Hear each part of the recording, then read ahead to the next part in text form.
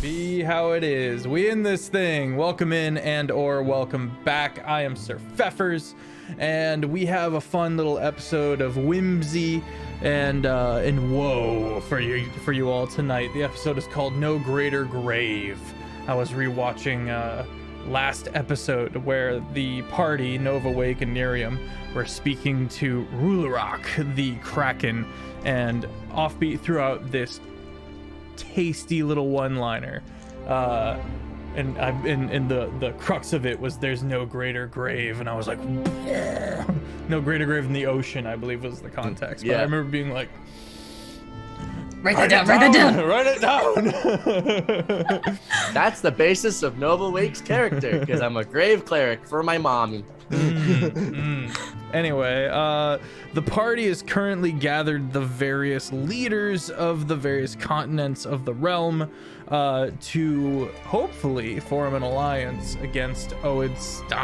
Odyssey being the horrifying, we're gonna use the word wizard for now, who is currently, after having assaulted Arlsk in the pursuit of dredging up an ancient mummy lord that the Kraken Rulerok long defeated long ago. Serious detriment was laid on Arlsk, and now he is making a break for the inverted whirlpool, where the party knows is one of the pieces of Void Scourge, on their eternal quest, seemingly, to bring back together all the pieces of this ship that they scuttled by the godparents, Raiden, which is Ma, which is the ocean, and Space Daddy, aka Father of the Void. Are we just getting tonight? Let's go. Yeah, we were all. I noticed I was the only one without my hoodie up, and I was like, oh, all right. I didn't realize this was like a bit today. This hood's huge, so I got my headphones under it. But first and foremost, why don't you hit up the YouTube, Jake and Feffers? You can get caught up on the various episodes that are over there, as well as the Discord, which you'll find in the link of the chat, where you can join our community, where we are as chaotic as we are wholesome. Yeah, I'm SirFeffers. I am our humble dungeon master, and with me are two phenomenal players, Offbeat, Outlaw, and SmolBirdLex. Nerium, why don't you take it away and then throw it over?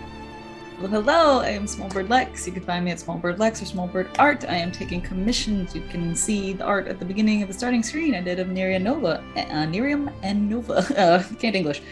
I'm also going to put in the Discord Void Scourge and Space if you guys want to check out our summons. It's not completed yet, but it's like 99% done. If you guys ever wanted to see my Echo and Offbeat's Celestial, go check that out, because I think it looks pretty cool.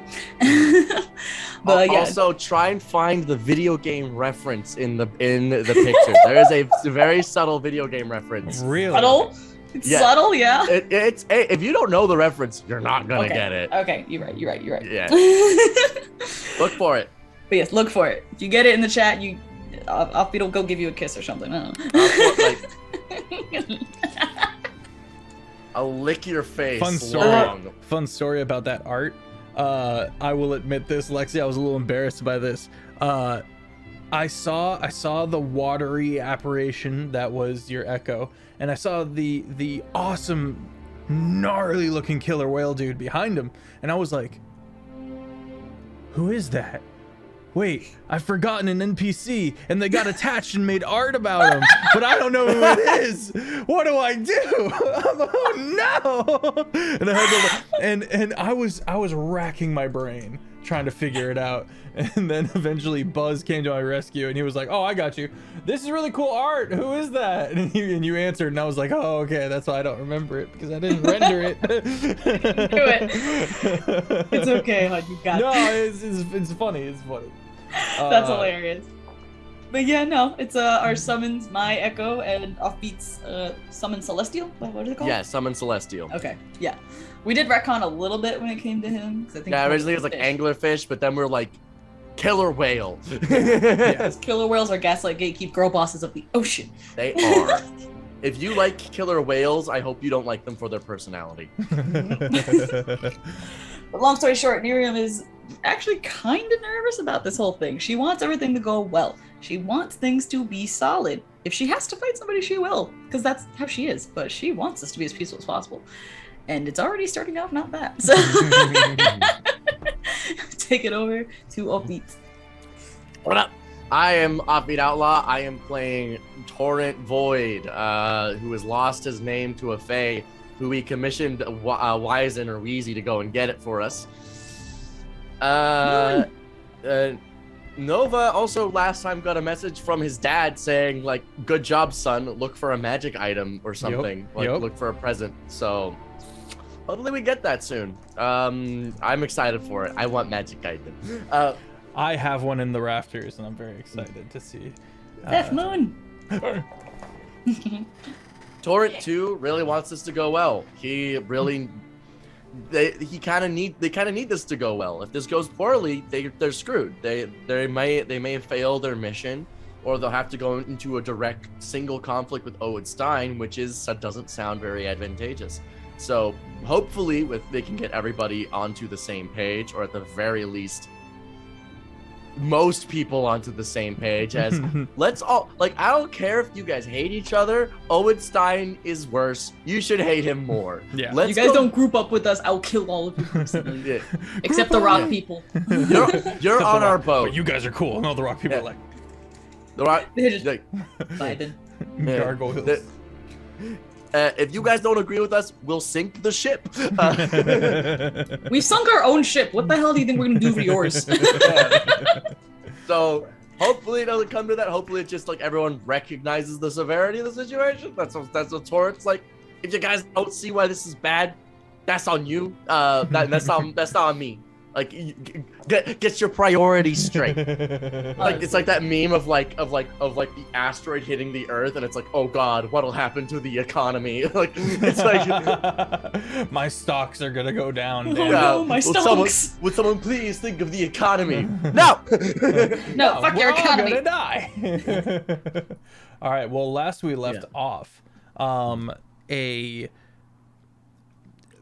Nova Torrent did a smart boy thing. He did a good thing where he made the receiving banquet hall of the Phalanx Dreadnought hollow. The whole boat. The whole entrance to the boat itself. Mm-hmm. And that was wisdom, because as one of the retinue of Queen Inyane, I can remember my names, was stepping over the threshold, it suddenly was repelled, and you guys watched as this red vein started eking out of the wooden pores and sinew of the creature right before your feet. So we're actually going to be picking up there with rolling initiative, and I'm going to get the music going. Music stopped on me. That's unacceptable. My bag has a crow on it. There's a raven, sorry. Nice. A purple and white raven on it. My bag has got oceany tentacles on it. Nice. Is that the Kraken? Is that Jerry? It is he. Oh my God, it's our Jerry. The queen steps back, kind of stumbling, her retinue immediately stepping around her, other people from inside the bank all kind of standing up. You can see that they're greatly feeling the lack of magic items that you convinced them to leave at the door. This creature, you watch as one hand kind of forms and begins pulling itself out of the writhing nobleman or what have you, and it actually forms into this strange, large-sized, tick-like creature. Vloxen can post a picture in the Discord, as well as the queen, if you would like to as well. And if you scroll up a little bit, you can see what Oed looks like as well. I posted on the Discord. 17 on initiative. 17. That's low for you. Shame. Yeah. Hey, Torrent. I'm full disclosure to the audience. Torrent is not my best D&D character. He does one thing, and it's hit things really hard once. Once per fight, he hits something really hard. That's all he can do. And if it doesn't do that, he's got some solid personality, though. Let's be honest.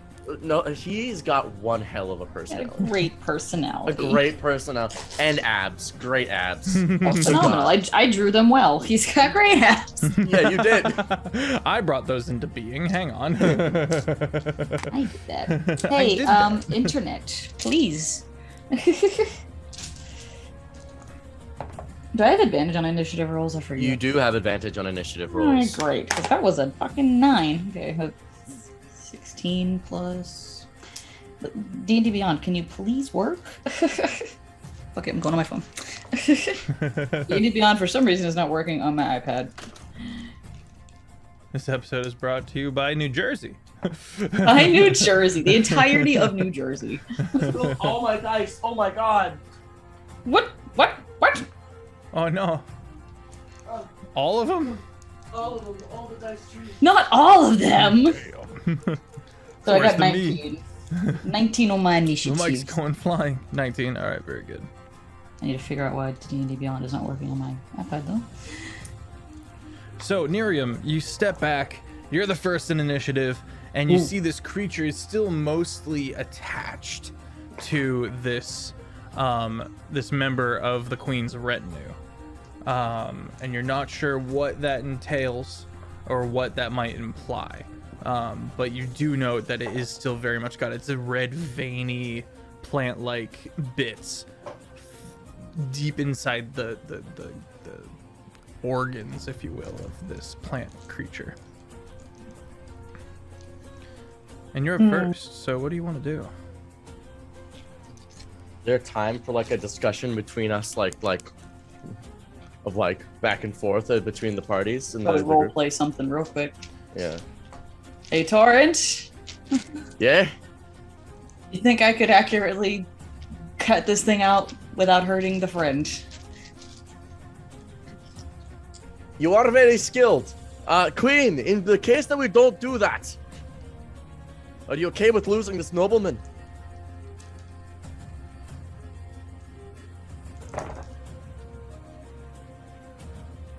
That is my brother. I would Shit! see him safe at all means.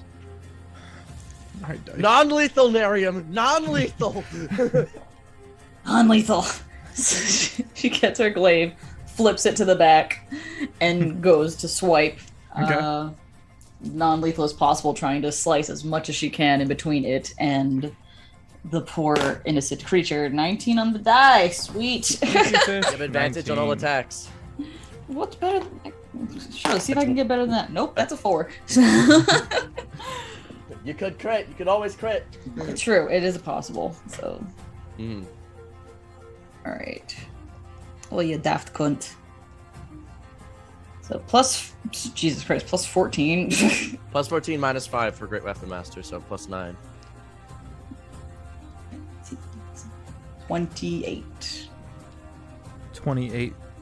That very much hits. Try and non-lethally slice this thing. Go ahead and roll your damage. Nice.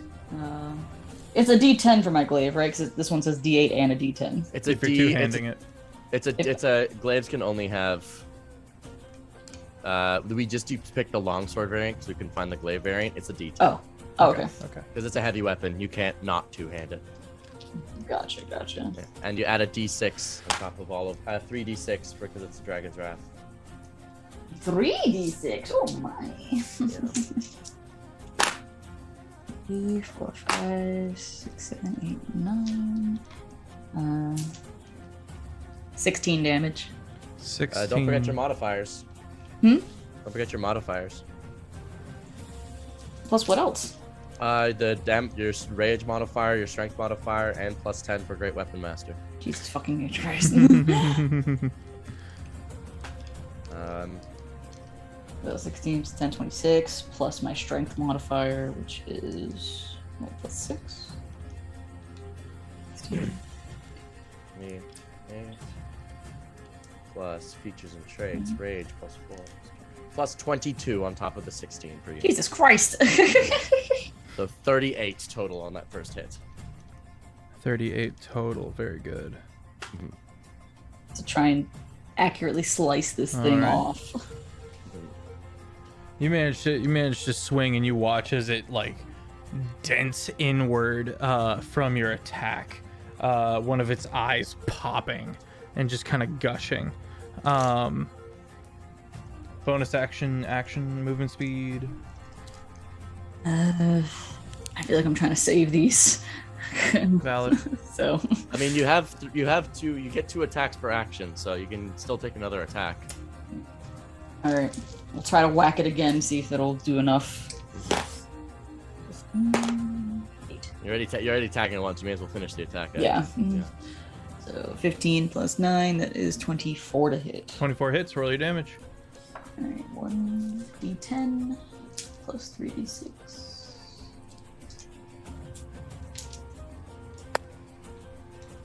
7, 8, 9, 10, 11, 12, 13, 14, plus 10, 24.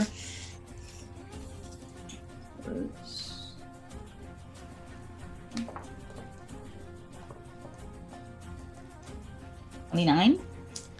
29 damage. Yes. Very good. All right. Is that your turn? Yeah, that'll be it. All right. Torrent, aka Nova. How's this thing looking? Looks fine. Looks angry. Still got fighting it for sure.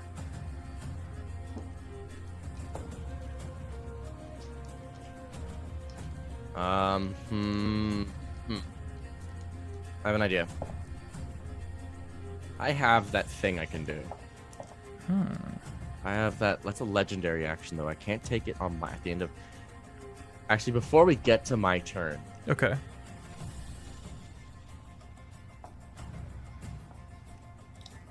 Can I choose which version of the Hex Blast to use?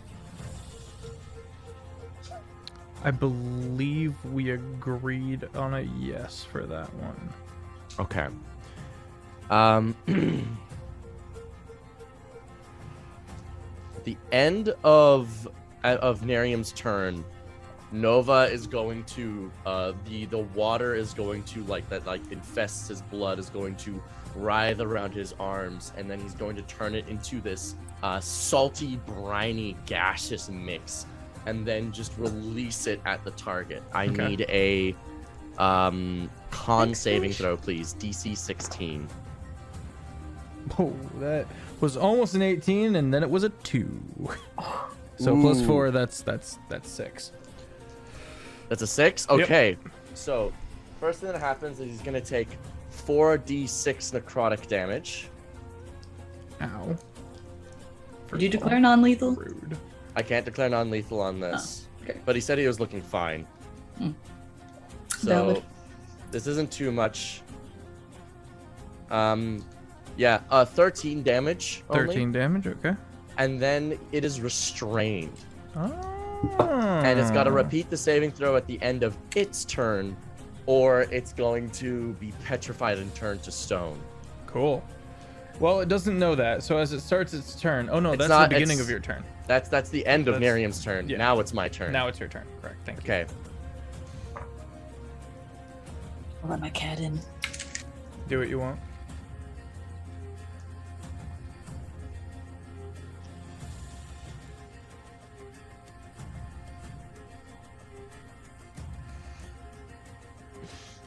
I can do the most highest damage non-lethal strike you can ever watch.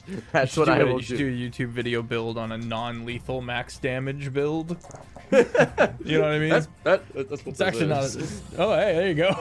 This is, buddy. So what I'm gonna do is I'm gonna go action, path to the grave. This anchor is gonna wrap around its neck, opening up that weak point. It is vulnerable to all damage. I am going to 6th level.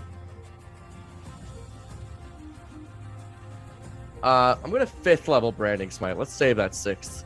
5d6. I'm going to 5th level Branding Smite as my bonus action. I'm then going to Action Surge. Okay.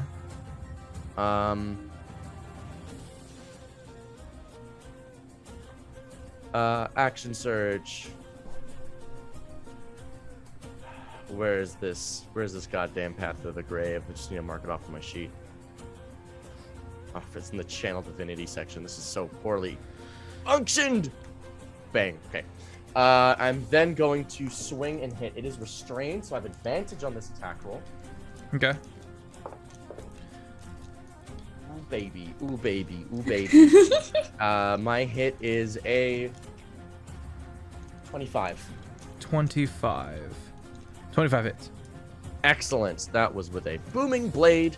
So that is going, and I'm going to pump 2 smites into it on top of this. All of this is non-lethal, by the way. This is Extreme Prejudice with non-lethal. It's just extreme prejudice. But also, you know, a little bit of a held hand. Oh well, this is like, this is the butt end of the baseball bat. Just a wee bit. 1, 2, 3, 4, 5. 1, 2, 3, 4, 5. 1, 2, 3, 4, 5. And then it's going to be 1, 2, 3, 4. Then that's going to be 1, 2, 3 plus 1, 2. Plus an additional 1 from that. That is going to be 13d8 plus 7d6 plus modifiers plus 16. Baba Booey. Baba Booey. 71 plus 16. That equals 87 times 2. That should be 174 damage non-lethal. 170. Yeah, it's dead. Not dead. It's Sorry, unconscious. It is. It falls. It falls still. You watch as it and kind of falls to the ground, kind of twitching. It is now its turn. It needs to remake that saving throw, that con save. Okay. What does that have to make? DC 16 con. Okay, so it fails. Is turned to stone. It is turned to stone, but you do watch as the host is turned to stone as well. I did expect this. The salt crystallizes around it in this encasement. Ooh, I like that. All right. Now I'm going to tell you something. First of all, to you, Queen, I can restore your brother to life with a greater restoration. It is a spell I know. I will remove the petrification. Now, what I am going to do, though, is I'm going to bring this inside to our doctor, Task. We're going to analyze this red creature and see if there's any way we can remove it while saving your brother's life. Please understand that this is an act of kindness that we have done this. Very good. Very good. With utmost care, please, I beseech you. We have gone through horrible transgressions. We understand. At Oed's hand, we thought we were foolish to think that the danger had passed. The DM needs to close his window. I'll get to that in a second. Please understand that it is not foolish to wish for things to be over. Thank you for the raid, Adventures in Initiative. How you doing, friendos? Welcome in and welcome back. All right, Nerium, let's see what happens if the red vein can even cross the barrier, even in petrification. You find it cannot, and you kind of forces you to kind of think about options when you feel a light touch on your back, and you turn, and Astrix and King Vane. Astrix is kind of touching to get your attention. King Vane goes, I do believe we can be of some assistance here, and assist and help you in your show of good faith. Spells. Please do, King Vane. What would you like to attempt? Leave it to me. See to the Queen, and I will have him back in shape in no time. Okay. Please understand, Queen, some of the Queen's Guard, I would encourage you to at least Just stay with King Vane. Well, we of course trust everybody here full sail. I will ask you to step forward just to double check you and the rest of your crew. Mhm. She steps forward with the rest of her retinue. With no offense intended. And she kind of looks around. She kind of nods and heads towards her seat. The retinue all kind of filing in behind her and taking up positions. And of course, confiscating their magic items. Right. With detect magic and dispelling any active spells. Yeah. The only thing that's left on her by the end of it is herself, who is a magical being. Mm-hmm.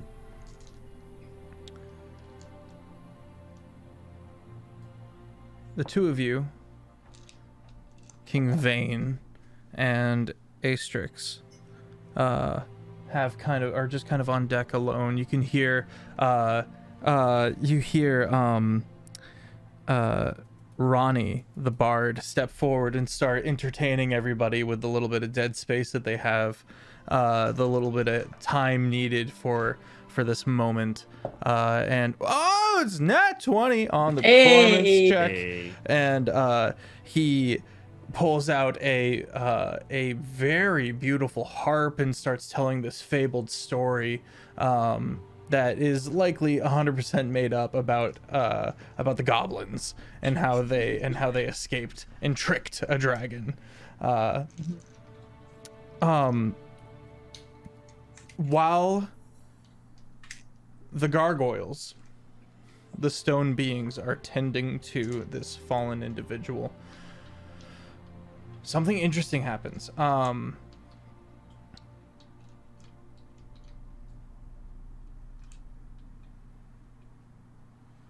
A sonic boom goes off in the starry sky, and looking up, you realize a black shape has come out of orbit. Dad? You watch as this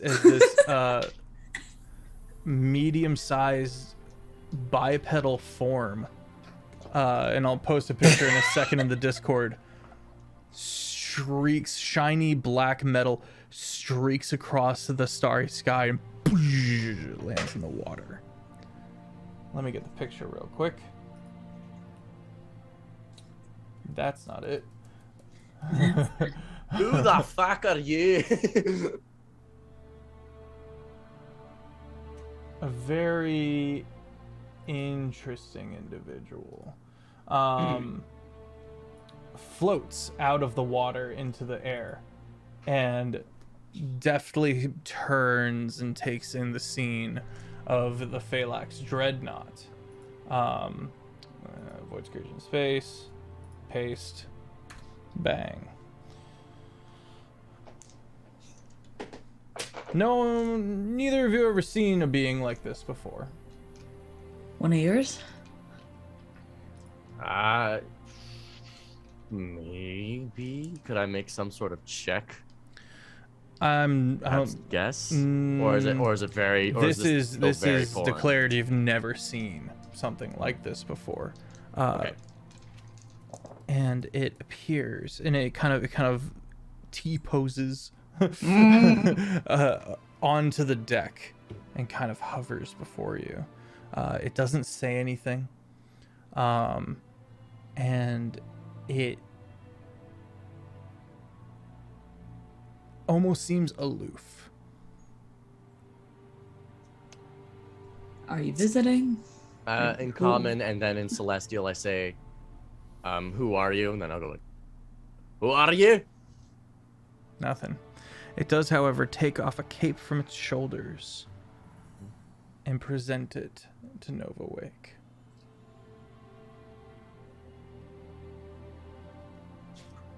One of Dad's. I'm gonna take it with reverence. And equip my old cape for one minute. Okay. Damn it, I have to change the colors now. I'll make it look the same. No. I'll change it. What do you want? This is Deathwalker's ward. Oh? It is one of the vestiges of divergence. If you know anything about those. It has different states of existence. As of right now, as you attune to it, in its dormant state, the wearer gains a +1 bonus to AC, an advantage on death saving throws made while wearing this armor. Hopefully won't need that. Hopefully. We'll take the extra bonus to AC though. Alright. Thank you. Beth, don't do this to me. I need Nova more than Nova needs me. That's not true.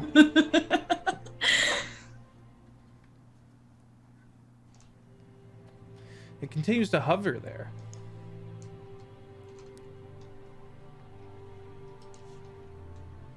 Anything else? 2 white-blue slits that would look like eyes over this black-flanged armor. It doesn't. It continues to just hover there, aloof-like.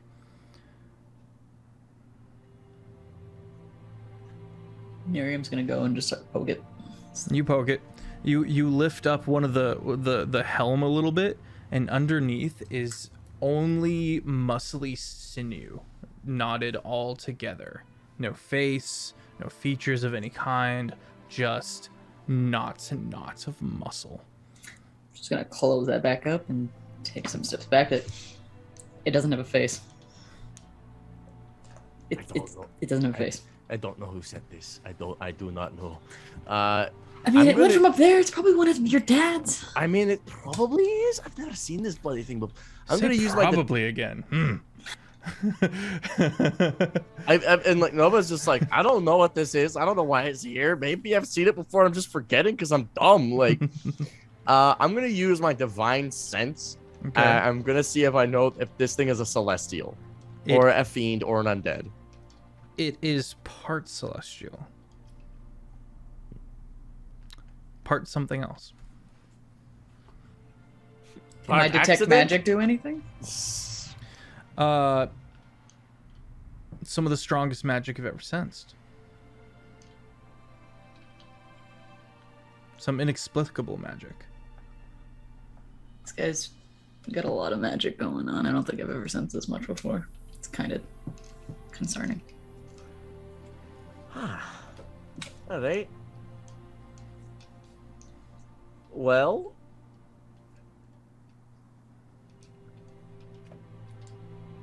do you want to what are you here for? Continuing to poke and prod at it reveals no new information as it continues to just kind of stay around. Sometimes it's hovering outside the ship.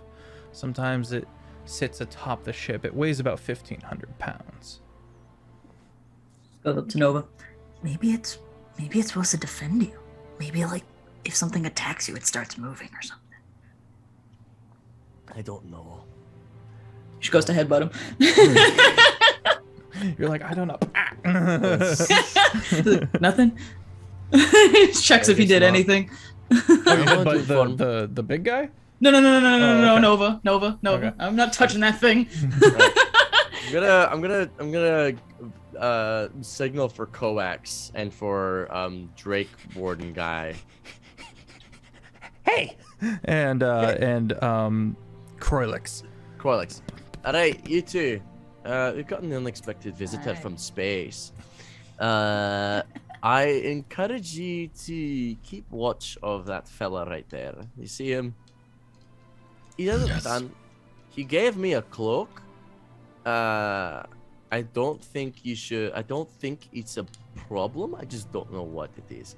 So if this thing starts causing a ruckus in the way of it starts attacking our guests and it seems unprompted, or it starts attacking me, it starts attacking anybody on the ship unprompted, maybe consider taking it out if possible. Disappears. And the goblin goes, "Oh God, it's on the ship. I'm calling it." And he starts scurrying about the ship. You turn back to your noble guests who are completely unaware of this, just as aside from King Vane, and you watch as he nods to Astrix, who brings a knife down on the veins that are still attached to the two creatures between the nobleman and this strange tick thing, and breaks them.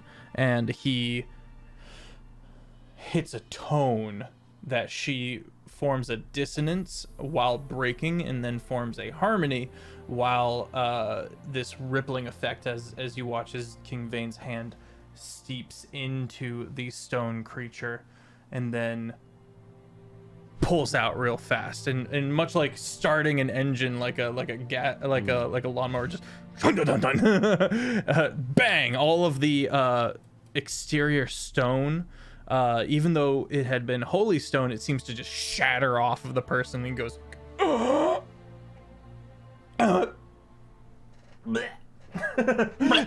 just does him a pook. All right. How you feeling there, young lad? That was in me? Yes, it was. Ah! This was entirely... Hey, it's not anymore. What will my You're sister alive? say? She will She demote said- me. She I wanted don't- us to save you. She very much was worried about your well-being more than anything. Look, I'm going to be entirely honest. Miriam and I were ready to axe you, but she asked not to, so we didn't. Oh. That is a good thing. Hi. Nice to meet you. I will go to my sister now. My thanks. Of course. And King Vane, once again, we are in your debt. Just I know you don't like hugs. featureless face of years and years of the stone gargoyle being underwater has rendered him smooth, and therefore not much emotion in his voice or anything like that. He goes, "It was good to help. I think this will definitely be able to be spun in a light that is fortuitous because I helped, because you two have The willingness called to us help each together." other. Indeed. Exactly. Well, I say we get on inside. I believe this is all the parties that we were needing. Let's get on inside and begin the discussions. And then we will feed them. Because they will not be getting fed before. Hey, Nova? I mean, Torin? Yeah. All right. You are introduced by Ronnie. Introducing Miriam and Torrent Wake, bastions of the void. Hello. Nice to meet you all. But That too. Thank you for heeding our call and coming to this meeting today. I understand many of you have traveled very far, some of you less so than others. But we would not have done this unless we believed that times were dire. I'm not one to go on long-winded speeches unless, of course, the time demands it. But today I'd like to tell you that I do believe it demands one. Oydstein is making their way towards the center of the whirlpool. They all kind of look at each other. Now, I'm going to be honest. We know what's in the center of that whirlpool. What is it then? It's a piece of our Ours. boat. Now, Is that why What? you have come to these lands? indeed, it is. It is also why we have solved your food crisis. It is why we have freed the gargoyles. It is why we are doing all of this.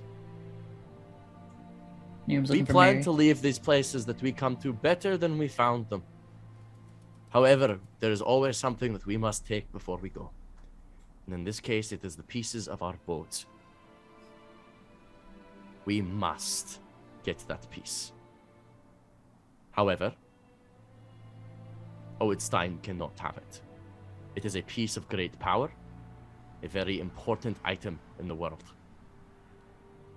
In the entire plains, the plains of existence that we live on. We want to be out of your hair as soon as the next. All we need to do is get that piece, and we will be gone.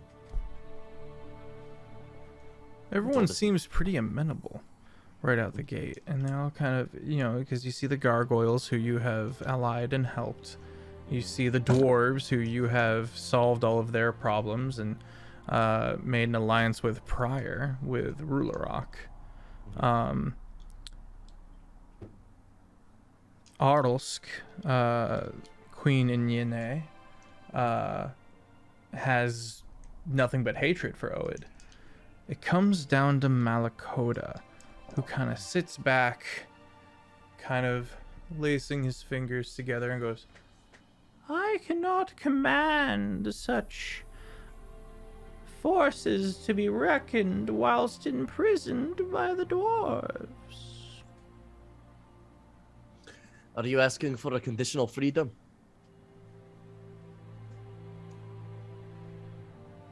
Yes. Here's what I will say to this. Why were you imprisoned? Piracy mostly. So, I ask you this. Will you stop your piracy and your crimes? Because after all, why steal for that which you do not need?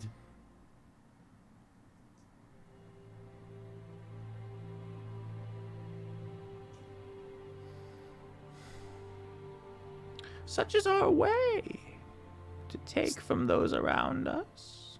Thievery. Indeed, it is how you gain status amongst my people. Okay. Keep it amongst yourselves. Steal from each other only. Yeah. Roll persuasion. 14 plus 8, a cheeky 22. You can keep your status in your ways while keeping those who don't abide by them out of it. Even if he agrees to this, he won't be held to it. Well, let me say this. If we bring ourselves into a community of countries that all work together, you can all hold each other accountable to stay in your lanes and aid the betterment of these oceans. No one will step out of line. You will all work to see each other benefit. Problems happen in places like these when people seek to take beyond their means. If you stay and work within your means, how can anyone have a problem with that?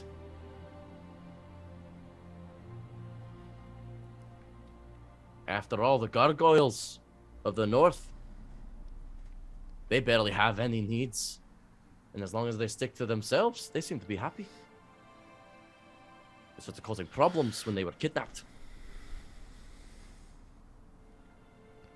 I believe that Malakoda here, you grew problems with him when he started taking your stuff beyond their means. Indeed. Now, I do not really know much about Arsk, but don't you believe that there's a problem? Oed Stein sacking it beyond his means, gaining power beyond what is necessary? They have burrowed into our sacred temples and robbed us of our ancient god king. Most tragic indeed. Many died in the preservation of these relics. And so much was taken, once again, beyond the means and needs of what Oed Stein actually requires. Don't you see how all of these problems stem from those taking beyond what they need? Your words have moved me. Make an insight check. We will Miriam, form a certain guild. We shall. dirty 20. Dirty 20. He sees no reason why he shouldn't play along for now, and then when you're gone, simply return to his devious ways. He sees this as very much a get out of jail free card, because his people would need him if they are to be the skirmishing flanks, which would be his position amongst the fleet of the Alliance. Yeah. And so, here's what I propose. An alliance. We might call it the Captain's United Naval Treaty. You hear It works Jack on our like, front. Back by the bar. Just god damn it. And so the treaty reads as follows. You're all to unite under the same banner. No longer 4 separate entities, but a group of 4 individuals who work for the common good of this entity. Anyone who steps out of line shall be punished forthright with utmost pressure from the other 3 factions.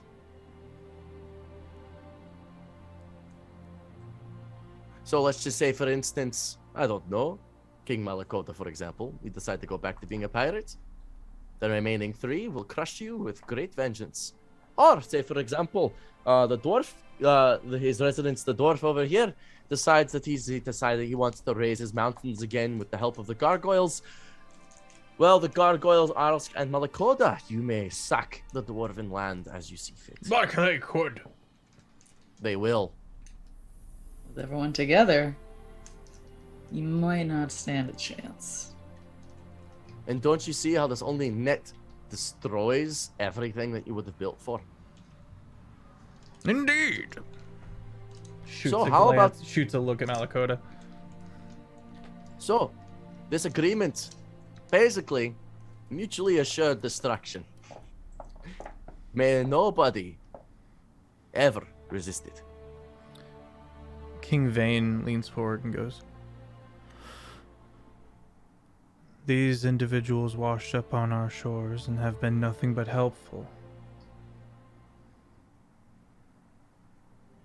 They have honored we, the oldest race in this land,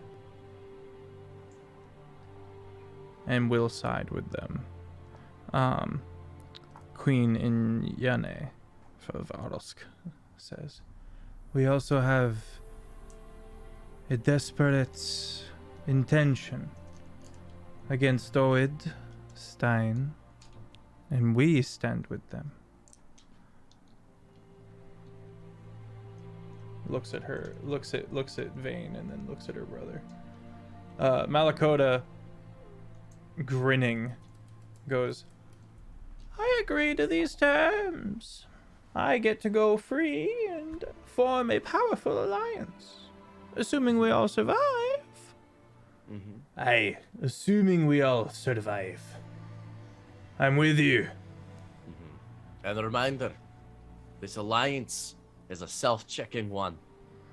Should any of you step out of line, the other groups will crush you as a united front. This I is will be only a- checking for friendly fire. Don't think the war is going to be the good guys for you to go and fight each other. This is going to be, we're going to need all of you to work together, continuously. So, if we're all in agreement, I present to you the Captain's United Naval Treaty. And with excellent penmanship, he writes it. You go over it twice, make sure all the spelling is in order, and you have beautiful filigree. And you draw up the accord. You're King gonna draw some pretty things on the outside, some nice border and ivy. King Vane This is is going the to be an official document. It's got to look pretty, right? King Vane of Werning steps forward first and signs it, followed quickly by Queen Inyane. The dwarf king Balthashazar watches King Malakota, who, looking terribly pleased with himself, takes his massive form, gets off the chair, makes his slow way over, and begins reading it. And after a bit of tense silence, he signs it. The dwarf, pleased with this, goes up and signs it as well. Congratulations. Work together. It's better for all of you if you do. You're a united front now. And so, yeah, that would be me. I'm fiddling. I'm also fiddling with my dice. I'm Yeah. sorry. So, Big brain. In that case, with all of us united, it's time we have our feast. Ronnie, Potatoes. dun dun, starts playing some music, and things grow less tense and turn to a more celebratory vibe. Until Coax comes up to Nerium and kind of Saunters over. What? the big dude, the really big guy. Yeah, he's in your room. Why? I don't know. Torrent, Yes. follow me. Just immediately runs. Excuse me. We'll be back soon. We have to check something out, and we have to check something out quickly. I left my oven on. My magic oven. Ship might be in danger. We go. Just opens the we go door. back to our room. Coax is trying to keep up with you, but he can't. I pick up Coax by the neck and just throw him on my shoulder. She opens the door violently to make sure that the part of her ship's okay. What do I see? The prow maiden has moved for the first time that you've ever seen her, and the extended hand now holds the side of this creature's head. Maiden, what is this? Boyfriend of sorts? Damn it, I forgot to set up the maiden's voice. Nope, that's not it. That's close. Check. Check. There we go. There we go. You see before you one of the Zodard. Clarification? Yeah, that place. I believe him to be working for Father. He did Told give me you. this cloak. That must be the gift. But the Zodar are strange beings. They can only speak thrice in their life. They do not share what their goals are. Sounds like Dad. Exactly like that.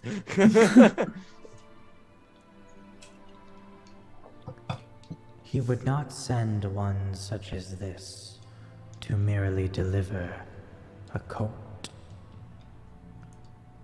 Figured as much. Well, do you know why Father might usually send one of these boys out here? Warning, guidance, help, Usually destruction. destruction. I have not seen one of the Zodar wielded in 72 millennia. Well, what if he's meant to help us with Owenstein? You can only hope. I wish he could like blink or shine or give us a finger or something. I know. Father would say that's uncouth, and I'm like, you don't have hands. You don't know. You don't know what couth is. Your dad has made entire penises out of stars. I don't think he cares. Yes, he has. He's got a very. That's where I got my sense of humor from. I'll give him that. So the Zodar is sent usually for destruction. Destruction of what? Worlds, groups, things, structures. It is said that they all serve one particular purpose. But no one knows what that purpose is aside from the god that made them. I will consult Father, Much but I do appreciated. not expect him to reply with anything other than cryptic ambiguity. Yeah, Fair enough. Tell him to at least make it in a haiku this time. get creative with it. I'll see what I can do. Well, if the Zodar is here, does it seem... Would it... Hello? Hi. I know you do not have. Perhaps do you serve me? Gently hold my hand. It looks at your hand. Seems to look at your hand. And it looks a little perplexed. And then it puts its hand on top of your hand. I clasp it very gently. You clasp it, and it goes to clasp back, and thinking the I'm learning kind of thing, and absolutely crushes your hand into powder. Ah! What did you do? Feeling hands on myself. Gentle, small, gentle, tiny. Goes over to Nerium.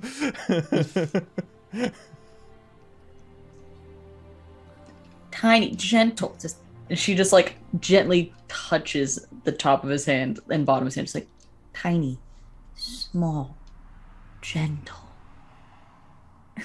And then she tries to shake his hand. Gently grabs some of your hand and Yes.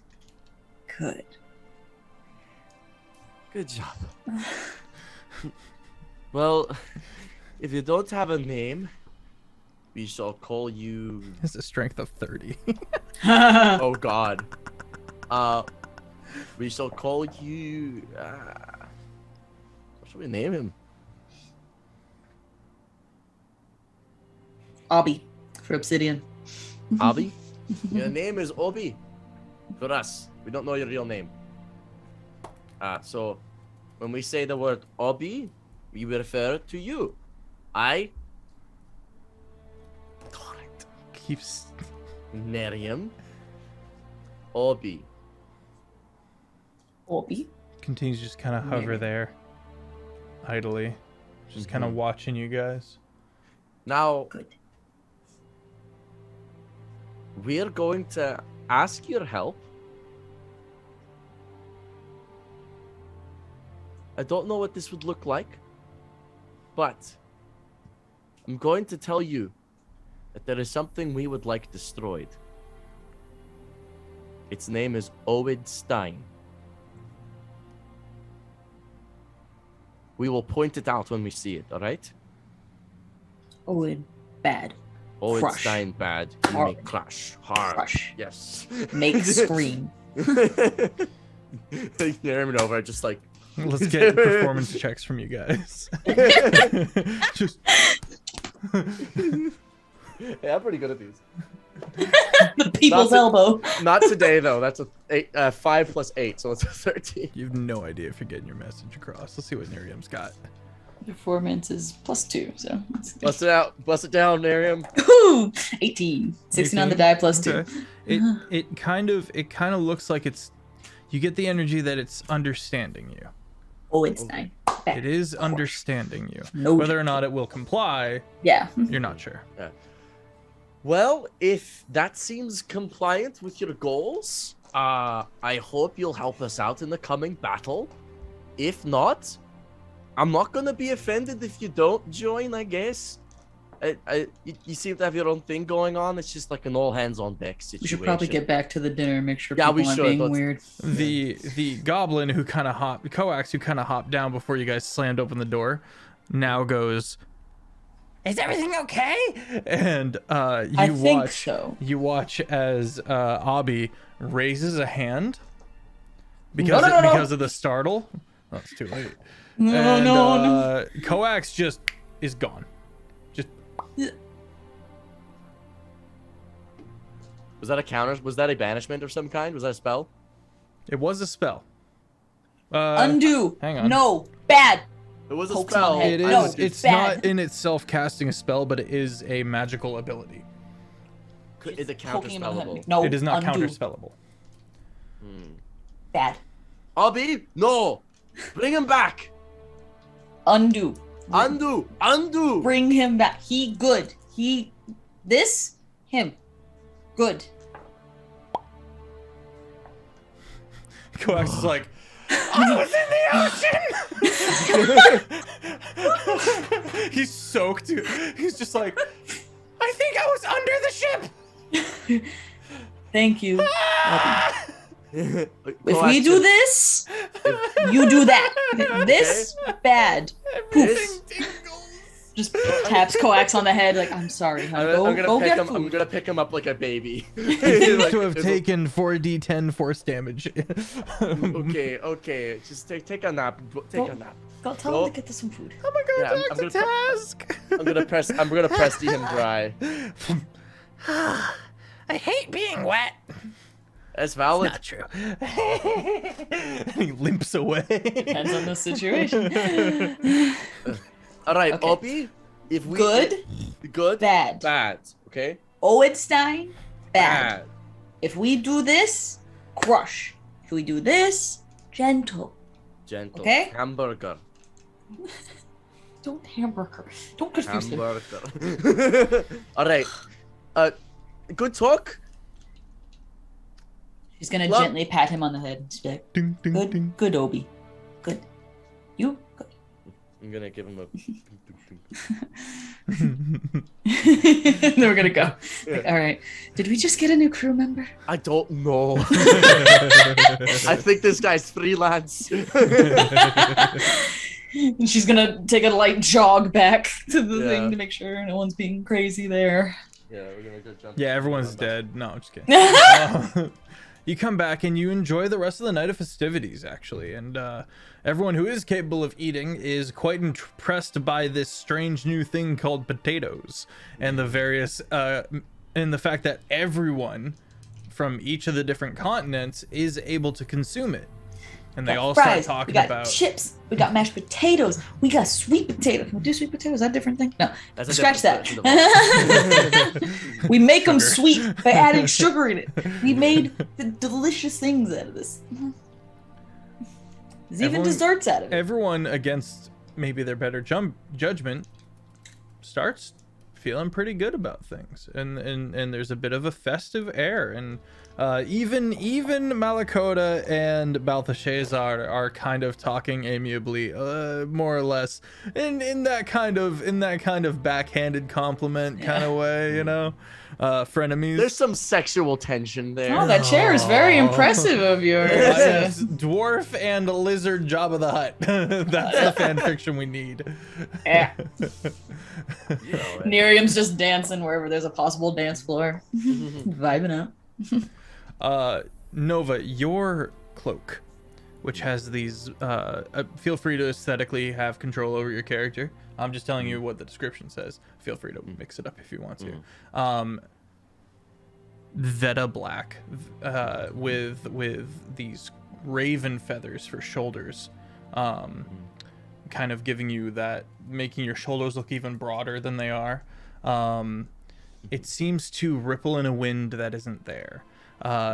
It is pseudo sentient, you believe, not able to commune or capable of doing so, but is able to understand you. I'm gonna add that when the underside of the cape, like when it's just like down, it just looks jet black, but when it's lifted, like dotting of stars appear underneath it. Nice. And You then- note that directly behind you, if you were to like form right behind you, there's a pocket there, and it's a tiny little pocket, little bag of holding that you can You can fit your hand cartoon into. style pull shit out. Love it. Every cape needs pockets. Thanks, it has pockets. I'm just gonna put it's just like. Is there anything already in there? I'm Did you put snacks in there? I'm gonna check inside the pocket. Is there anything in there? Are there snacks in there? Roll a d100 for me. These are new dice. First D100 roll with these new dice. Hiya! 19. 19 out of 100. Yes. Okay, I'll get right back to you on that one after we take our break. Okay. Chat, we'll be right back. Okay. You reach into the back pocket, and a hand holds your hand gently. Pull it out. And you can't. It's not able to leave the pocket. And then it lets go, and then it puts something in your hand. I pull that out. You pull that out. It is a glass vial of ocean water. This is likely the ocean from back home.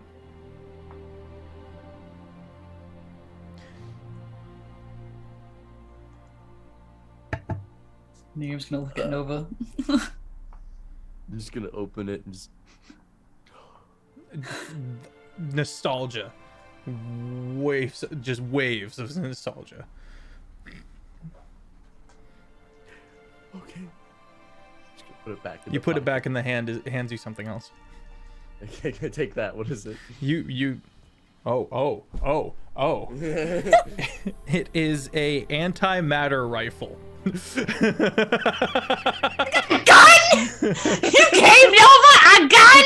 You don't give me a fucking rod of absorption, but give me the antimatter rifle? Okay. 6d8 necrotic damage. What? Okay. What's the range on this bad boy? The range is 120 to 360 feet.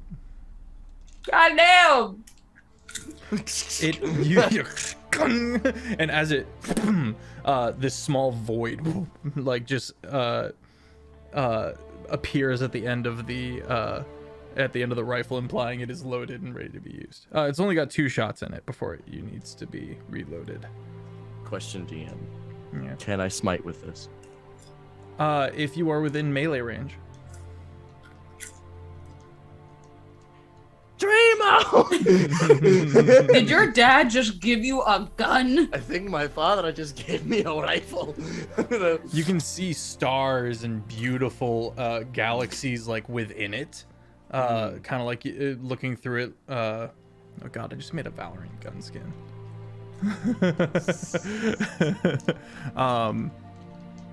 Yeah.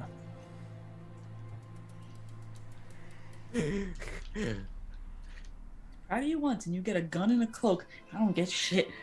You have a Dragon's Wrath Glaive! Not from your dad! I'm just gonna holster that and just.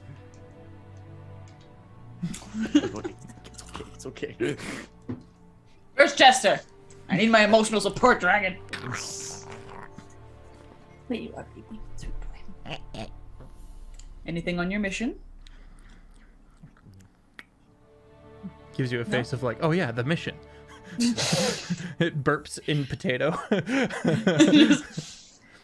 That's a good thing. You may go. Scampers, the tiny little Drake runt skitters along the floor and up the wall. What was its mission again? To keep listening out, ears out. Just listening in to kind of see if anyone's behaving differently and just, you know. Okay. Keep them on the right path, just not fucking around being stupid. Sure thing. Just the eyes and ears. Okay. When you return to the eventually the festivities turn to battle talk. Generals, tacticians, and you can see this map laid out and the assumed of where their forces will be and how between King Balthasar and Queen Inyane, they're gonna make the lion's share of the forces, with skirmishers on the flanks from King Malakota and King Vane's soldiers, who don't need to breathe, talking about how they will be able to board ships with ease from underwater. Anything you guys want to direct as far as the battle tactics go here? Essentially, you are attempting to intercept. Okay. And you know that the Kraken will be at your disposal as well. All right. Root of So, Rock. Arsk, you've encountered Oidstein before. How did the battle go? What happened? What strategies were used? Many large creatures came from the water in a swarm-like mass. There were not many people. It was largely contaminated, corrupted beings, monsters, tainted by this red vein under his. They were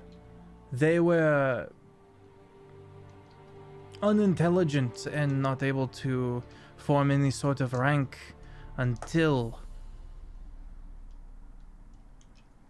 Oid managed to break into the pyramid. I fear the worst. I believe he has revived our long-dead god king. And I believe it is that god king that now gives him the control over the red veins. Alright. In that situation, it looks like we're going to have to deal with underwater and on surface level threats.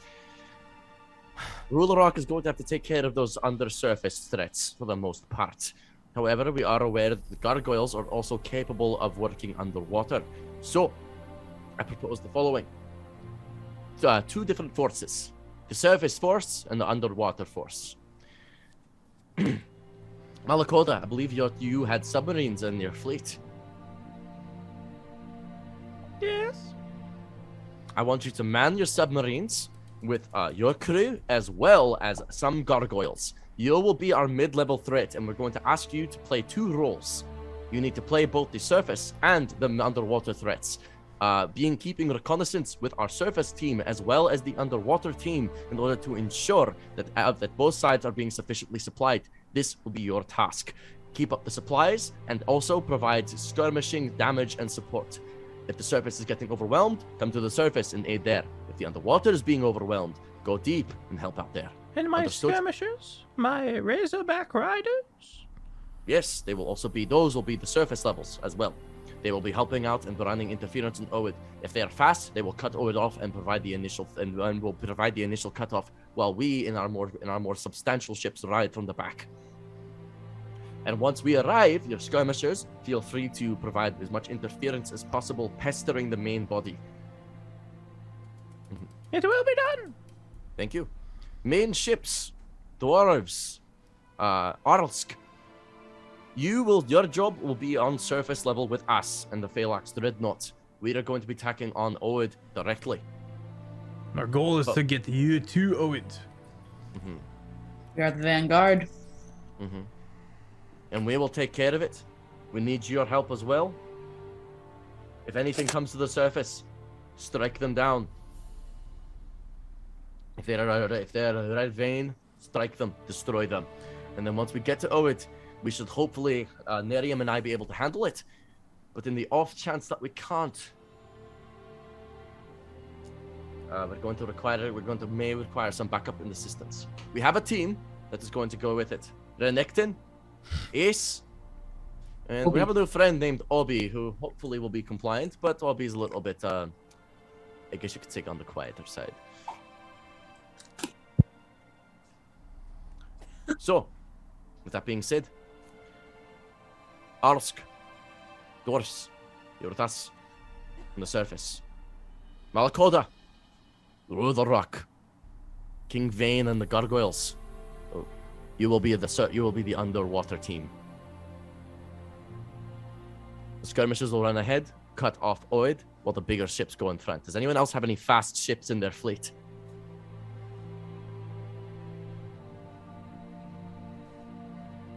No? Alright. Looks like the brunt of this falls to you, Malakoda. Serve us well. Prove your willingness to cooperate. And so we shall go to war. Cool. What a line. What a classic line. All right. Captain Teufel has the ship veering off towards the whirlpool.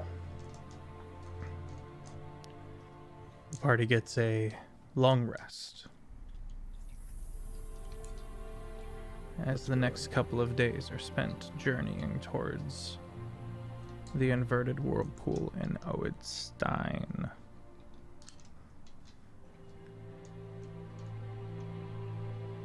It is a cool morning as the giant red sun begins taking up everything you are able to see in the sky.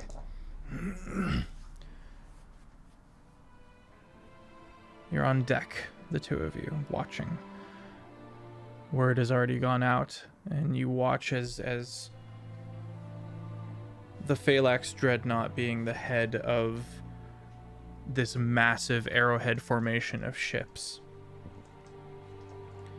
You watch the Raptor Riders, the lizard folk with their strange, almost dinosaur-esque creatures begin moving forward as fast as possible, because before you is a massive cancerous knot bobbing in the ocean, jutting forward slowly in bursts towards the inverted whirlpool, which you can see now off in the distance, spiraling up into the sky. You see a lot of these other creatures, spider-like, crawling on top of the mass, and as the fleet comes into view, you see a lot of them dive into the water, and the Vanguard begins skirting around them and harrying and starting to move in front of the mass to start blocking them off. I need to switch the music up. And you watch Odyssey himself pull himself out of the mass of red veins. You can see multiple mouths that have grown onto his face and sloughed off over the years. Strange, withered, and purple. And beside him, this strange, wrapped mummy lord, which was known as the God King of Arlsk, now under this wizard's control. You watch as he says something to the mummy lord, and he raises and the mummy lord raises a hand, and all of these wakes of water begin shifting as creatures are dispersed and start moving towards the party, which are then intercepted by the submarines below. Coax, a little eager maybe, fires the cannon and lands a direct hit. Burrows, go baby! This massive punched hole into the massive knot that is this writhing creature, and then the party is engaged. You stand inside watching as creatures begin pouring out and fighting alongside the two ships. Each ship seems to have a creature that tries to latch onto it, and you watch as the Werning, the gargoyles that are smoothed over, begin stepping out and fighting them deep in the ocean. Soon your fleet reaches the cancerous knot and breaks against it, and soon it starts breaking off little pieces for more reserves to fight, and the fleet begins encapsulating, and it becomes quickly this large-scale battle of cannon fire and spells being cast left and right. And then you watch as two massive black tentacles grab onto the cancerous knot, and you watch as the full form of Rulerok pulls itself out of the ocean and begins drowning the creature. You see on top of Rulerok the two individuals that you two are set to fight. The stage has been set. with all Look the at Torrent. thrashing of tentacles and these creatures, the ships begin getting bombarded and thrown sideways. And you find the Phalanx Dreadnought latched onto the side, caught up in the writhing tentacled mass of this epic battle between the red vein monster creature and Rulerok. Iman steps up and goes, well, good luck. I believe now's the time. You gonna be okay? You didn't ask me to come with you, so it's probably real dangerous, but I think you guys are gonna be good. You're the good guys, right? Pats him on the head. It's like, "I'll be fine." Oh, We're here. better than the good guys I am in. Couldn't think of the last part of that one, but you know it. We're the great guys. Sure. Miriam's gonna go to Torrent and just forehead to forehead bonk. Just be like, Really? okay. Yeah, I haven't died yet. You're the one who needs to not die. Yeah, well, you think everything's a competition, so let's leave this one on the rafters, okay? Fine. Later. Okay. The two of you, Renekton and Astrix. Obby, nowhere to be seen. Open up and start making your way off the side of the ship. Let's get some athletics checks as you begin climbing up between the tentacles, staying off of the red vines. There's a lot of sugar in that candy. And Renekton, running Renekton's sheet, right? Because That's he's using correct. Yes. 229s, one from Nova, one from Renekton. I got a 30. nice. Rolled a With 19 a plus 21 11. from Astrix. This is squad physical bro. Teams are alpha sigma males. That's what we are. As you round up onto the top of this epic battle, you see Oid waiting patiently. Behind him, the massive vortex of water rising up into the sky. All the water for the first time becoming churned and frothy.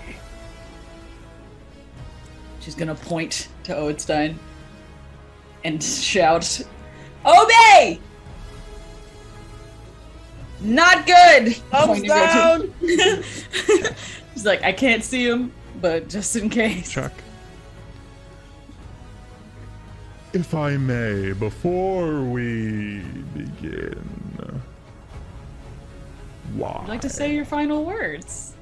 Why do you bring these animals to my doorstep? Why do you impede my work? First of all, racist. Second of all, you're a dick ass, and I don't like you very much. Third of all, that's my fucking boat in the center of that whirlpool, and I will be having it back, so you best not get in my fucking way while I cleave you in two. Are we to be understood, mate? I did not know this. Something within the vortex you need. If you take your armada and leave me to my work, I will deliver this thing to you. We can pick it up ourselves. Fine. Roll initiative. Where the fuck did my dice go? Here's my other 2 points. Oh, wait, Okay. here's Not too bad.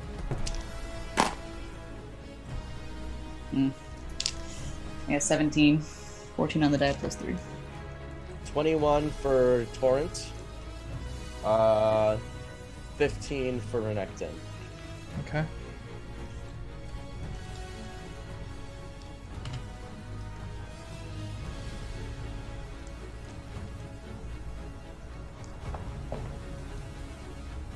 Oh, that's real bad for Astrix.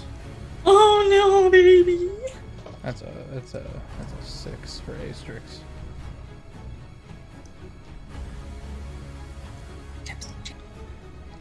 moisturize before battle.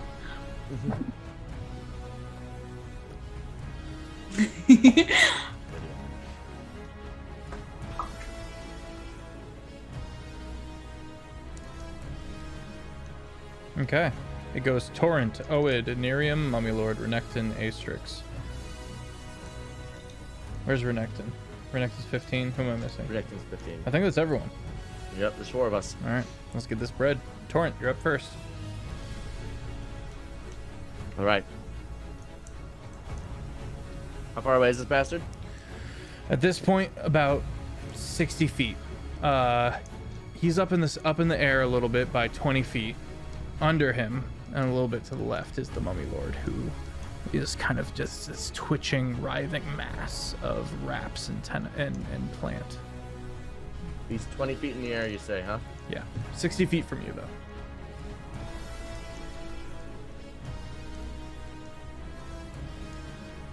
I'm going to take 1 step back. I'm now 65 feet away from him. Okay. I'm going to cast Spirit Guardians at 6th level as my action. And I'm 65 feet away, so no fucking counterspell. Okay. Cancel, suck my dick.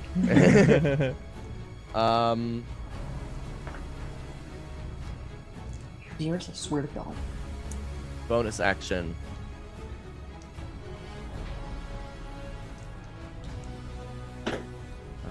Bonus action, bonus action, bonus action.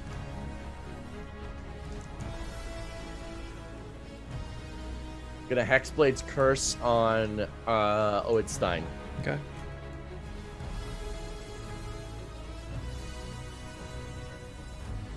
Alright. Alright. I'm going to then end my turn. Okay. Oid's turn.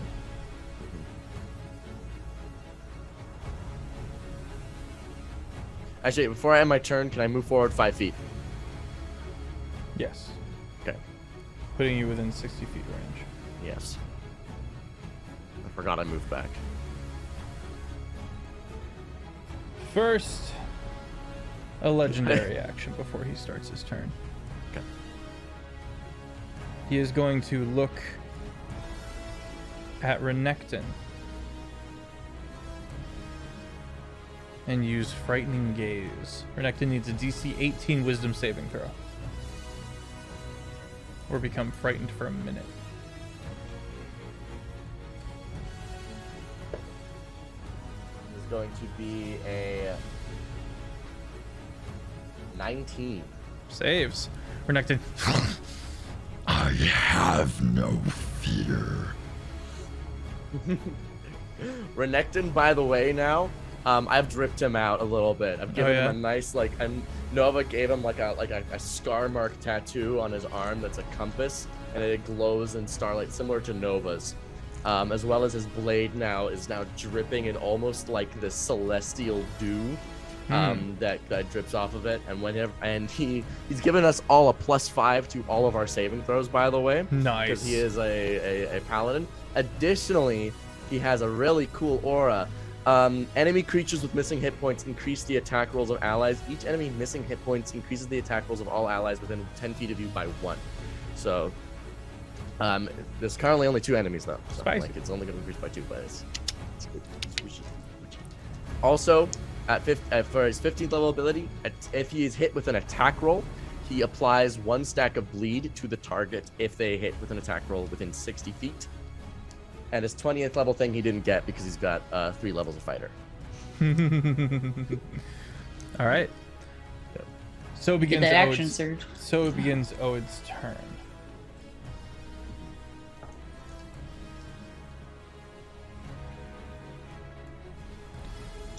He is going to move forward a bit. Oh no, you're within 60 feet.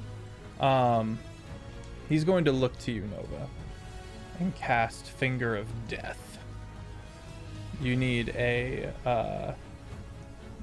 con save of. Damn. Wow. 20.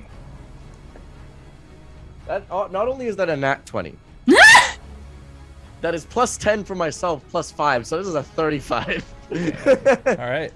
Oh my god. All right.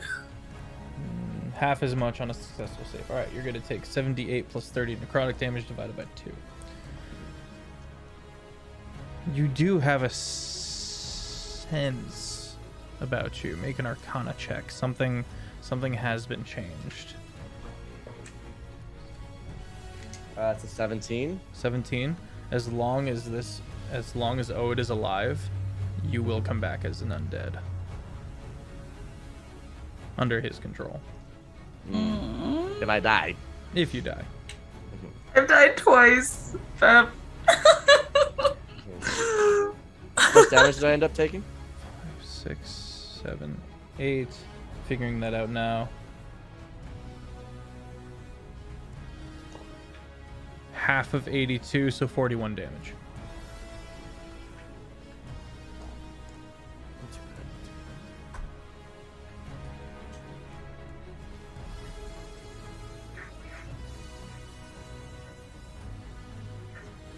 Beerus, I'm gonna neuter you again, I swear to God. Again. Okay. That brings us to Nerium.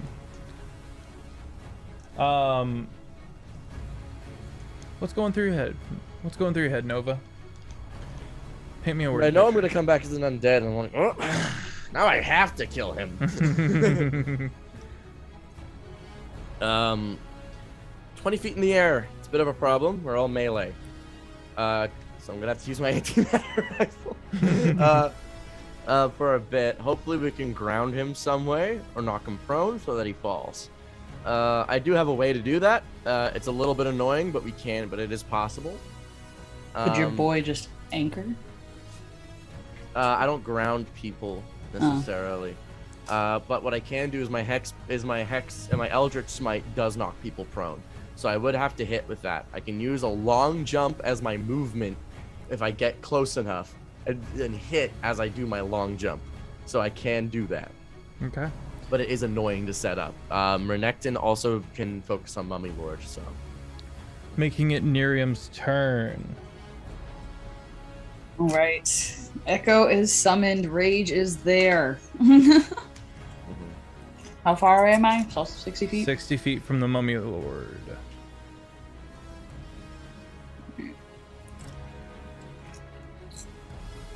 So would I have to like swim? It'd be 40 feet. 40 feet? Yeah. Is there a way for me to just walk there? Yes, or... you are on top of the tentacled mass of Okay. Ruler Rock versus this red vein. All right, so I'm going to ass. hide you looking ass.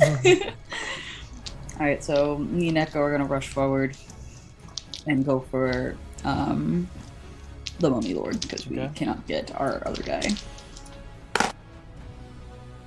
Okay. 19, 13, and 11. So 19 plus 9, that is 28. 13 plus 9, 22. And then 11 plus 9, 20. 20 to hit. Mm-hmm. 20 hits. Did all three of those hit? Sorry, I thought you were doing Well, math. if 20 hits, then the other ones are higher, Okay. so they hit. So, okay, 66. So God 124 damage. Okay. Very good.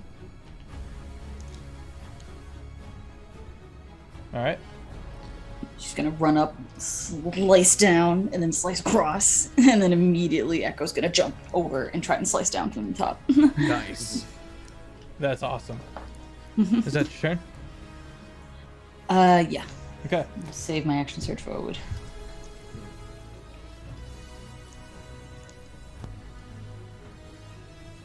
Okay. You watch as this rotted seaweed-esque fist forms from the Mummy Lord and goes in with surprising strength and speed. Are we good? We Gucci? Yeah, we're Gucci. Sorry. Okay, we're good. Swings. With a 27 to hit. 27 Yeah, hits? I'm hit. All right. Make a DC 16 con save. I don't know with you guys, okay? You have crazy bonuses. Would you say con save? Yes, DC 16. 16. Well, I rolled a 12, but plus 10, so. Okay, so you don't get the curse. That's nice. Yay, no curse. You are going to be taking this bludgeoning and necrotic damage, though. Oof. Does that get half because I'm raged? Or no? The bludgeoning does. Bludgeoning. Okay. 15 bludgeoning damage.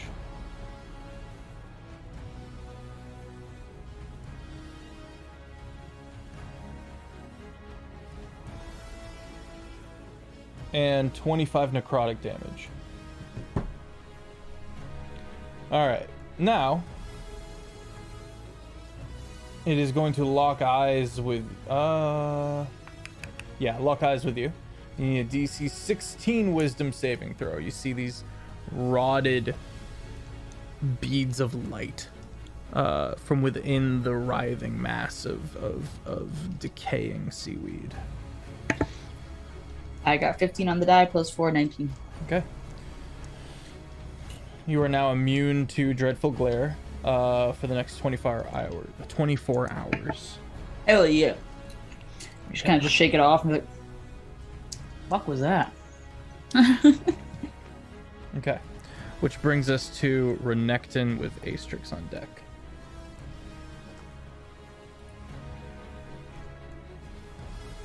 Right. All right. So how far away is the Mummy Lord? Mummy Lord, from you, you stepped back into range 40 feet.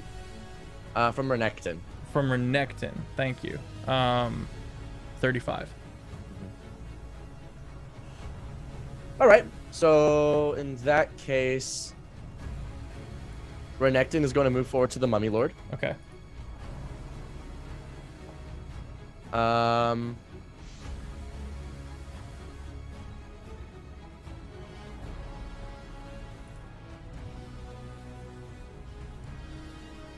Okay. Renekton move forward, undulating towards the Mummy Lord, and is going to take his attack action. Okay. First, he's going to swing on the Mummy Lord.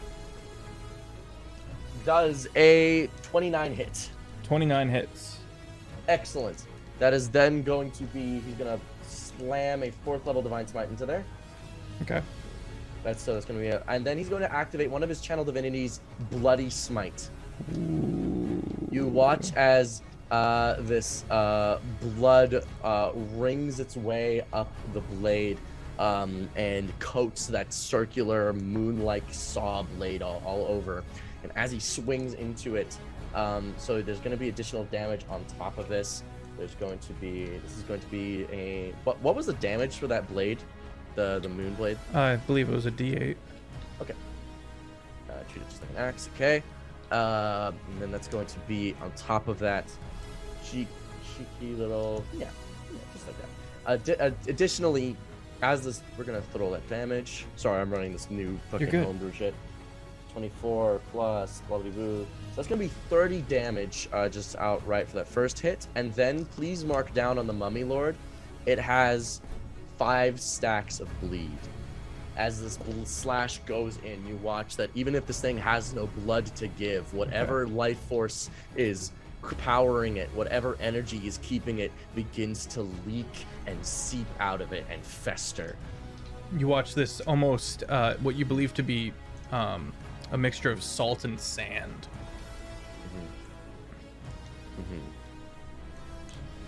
In that case, as that goes off, Renekton is then going to look to Buddy Boy in the sky. Okay. How far away is he? From him,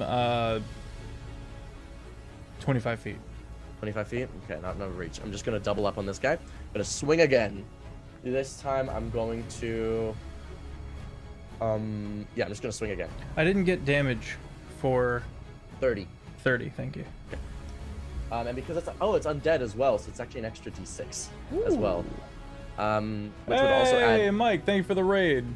It's an extra 4 damage, so it's 34 damage. 34 damage. Additionally, add an extra d6 add an extra stack of bleed, so it's 6 stacks of bleed instead of 5. Okay. Because it works off of how much extra damage you deal with a smite. Next. Roll to hit again. Hey. Renekton's gonna wind up again for another strike. That is a 28 to hit. 28 hits. Nice. It is going to be another 4th level Divine Smite. So that's going to be. Oh no, Feff. What? You get HP. Ah, thank you. Hello. I have friends. 2 Channel Divinities at this point. Honestly, I'm going to go for a big play. No, I'm not going to use it here. There's going to be 44 damage this time. 44 damage, understood. Yep.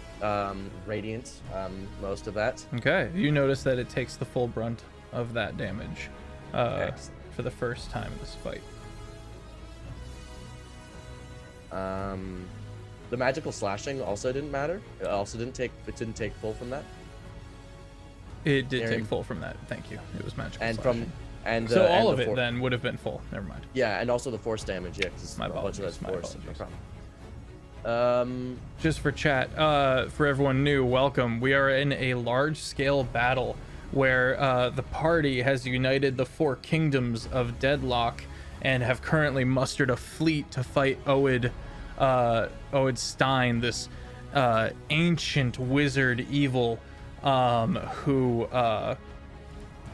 has taken and risen up a mummy lord to control this kaiju-sized red veiny plant mass creature. They're making their way towards this inverted whirlpool, and the Kraken Ruler Rock has come to the party's defense as well, and so they're literally on top of a kaiju battle fighting the BBEG. This is my first time ever fighting a BBEG. That wasn't in a one-shot. So, Nerium's fine. I'm panicking. It's a level 20 campaign. Okay. Okay. And then as my bonus action, Renekton is going to cast a spell. Okay. He is going to do some pretty quickly learnt hand movements that Nova taught him. He's trying his best. Yeah.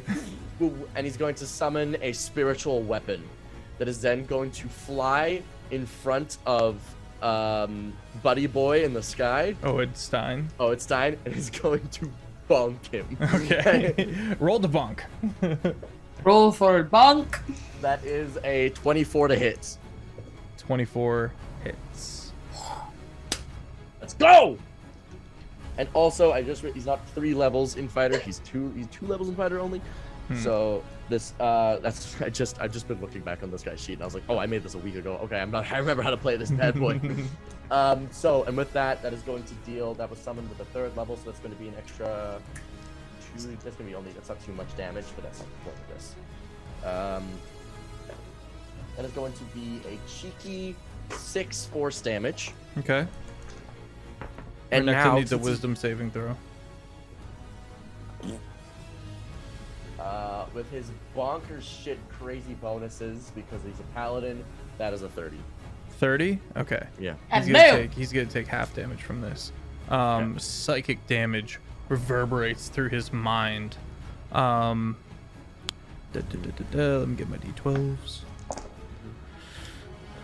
You lucky bastards. Some low ass rolls. 10 psychic damage, so half and not stunned. How much damage? Sorry. 5 psychic. Nice. Excellent. And now everybody within 30 feet of Renekton, because his auras are 30 feet, that's why Okay. he's an 18th level paladin, gets a +2 to their attack bonuses, because there are 2 injured creatures to their attack rolls. Okay. Swag. All right. Legendary action from the mummy. Let's go. the Mummy Lord. Let me get down to it. Blinding dust begins. All the blood, all the sand and salt that's been pouring out of him. You watch as he whips it into this 30-foot radius of spinning vortex. Each creature within that 30-foot radius needs a DC 16 con save or be blinded until the end of the creature's next turn, or the Mummy Lord's next turn. So that's Renekton and Nerium. And what's the con save? 16. Okay, you get a +5 to your saves, Nerium. That's true. Well, that's a 30 then. 15 on the die plus 10 and a 5. Okay. So Okay. 17 for Renekton. Very good. All right, they're not blind. that would suck. I have blind sight. Would that matter? Probably, actually. Or is it just like magical doesn't count? I'm not sure. What say it? What'd you ask? I have blind sight, so does it matter if I get blinded? If you get blinded, blind sight would still be able to see. Okay. Nice. Good to know. That makes sense. At least they got the name right this time. All right, that brings us to Astrix.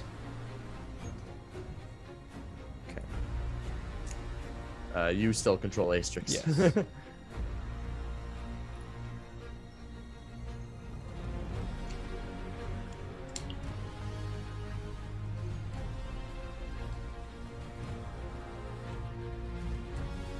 You watch as she grabs one of the tentacles and like slides under it and runs along outside the vision of the party and the BBEG of Oid. Grabs one of the suction cups and flings up from behind the Mummy Lord and goes for the sneak attack. That's a crit, baby. Oh, That's a crit. fucking ace, baby! God damn. Let's go! All right, why couldn't I have gotten that earlier? God damn. Okay.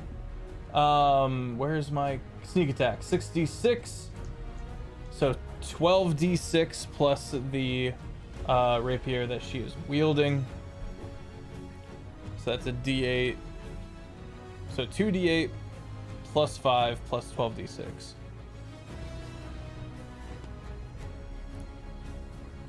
Unfortunately, she does not have any magical weapons, so it goes back down from the halve. 16. And then 12d6. 1, 2, 3, 4, 5, 6, 7, 8, 10, 11, 12. Okay. 33. So that's 49, so down to 24 piercing damage to the Mummy Lord.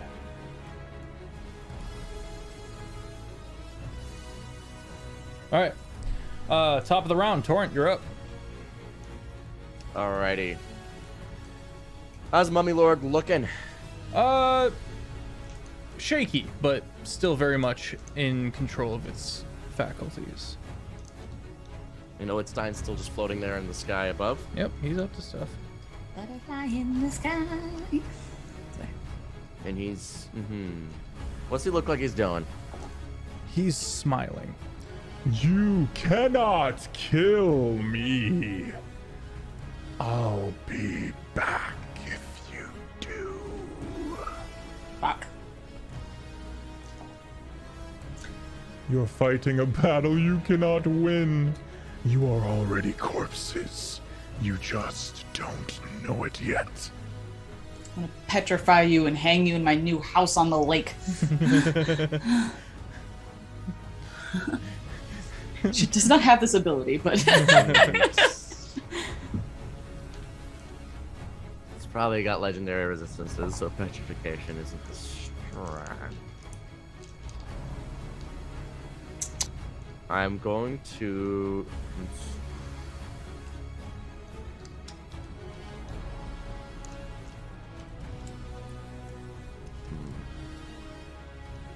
Well, I am going to move forward How far away was he? He was From you, 60 feet. And how far away is the mummy? 35 from me? Yeah. Okay. I'm going to move forward such that the mummy and Oed are 15 feet away from me. Is that possible? If you get up and if you take a big ass jump, yeah, it's 20 I'll feet do up it. in the air. Okay. Even directly up, huh? Okay. Directly up 5 feet to the right. Okay. If I leap at Oed, could I reach him? Did he make a melee attack? I don't know. I have a I forget 20... the leap mechanics.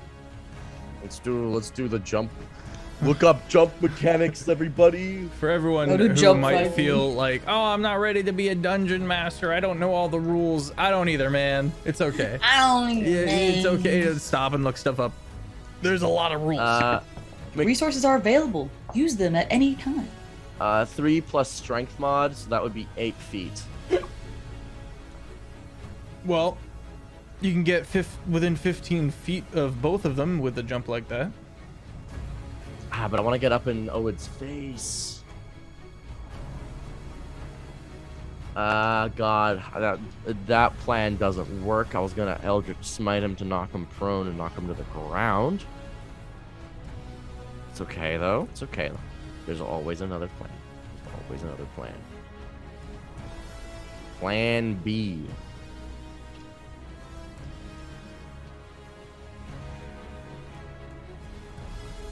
Fuck up the mummy. It's plan B. Yeah. Yeah. I'm gonna just charge forward towards the mummy. Okay.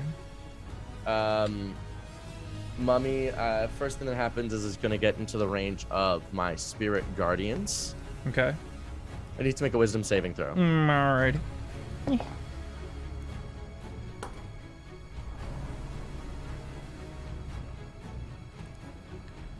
16.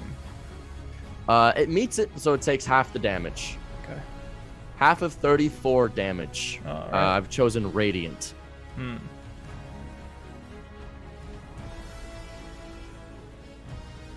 That's going to be 17. 17, yeah. 17 radiant damage, and then as I'm up in its face, I am going to smack it with a bomb, with a booming blade. That's my action. Okay. That is a cheeky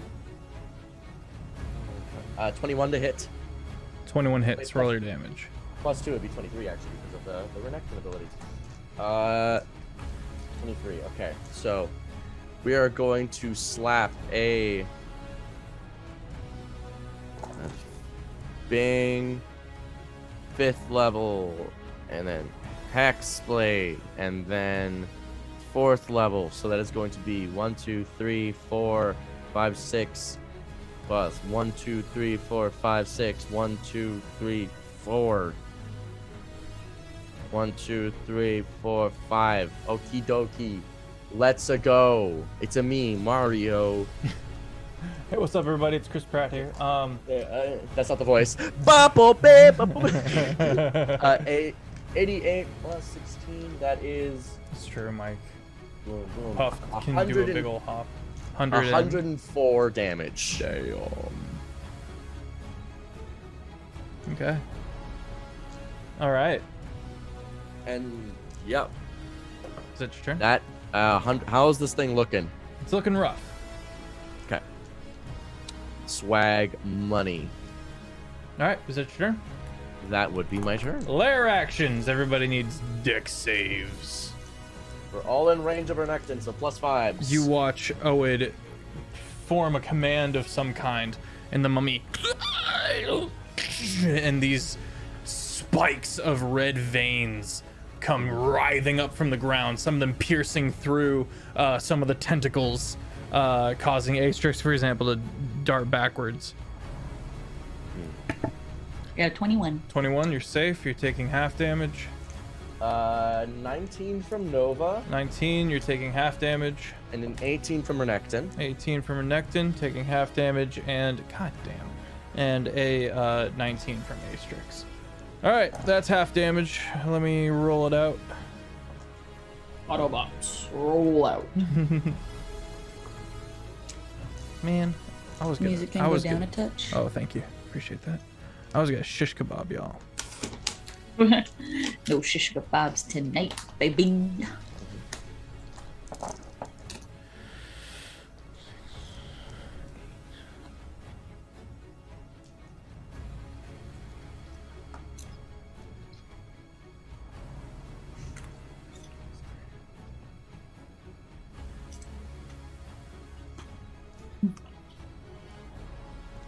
Take half of 37 damage and are not restrained. Half of 37. Yep. Swag. As needles from everywhere just start piercing you guys. Okay. 18. So as the Mummy Lord's Lair action, Owen's gonna do a legendary. And that is gonna be Disrupt Life. Each non-undead creature within 20 feet of the Lich, which is the party. Everyone, that's actually everyone. Needs a non-undead. Needs a DC 18 con save. We all got +5 from Renekton. 25 from Nova. 10 is 24. 9 plus from 5 is Renekton. 29. 9 for 29. Renekton. No, 29. 29 for 20 plus Renekton. 9. And Astrix. That's not good. That's 2. Okay. You guys are taking half. Astrix is going to be taking the full brunt. Fuck. I was aged. I'm gonna riot.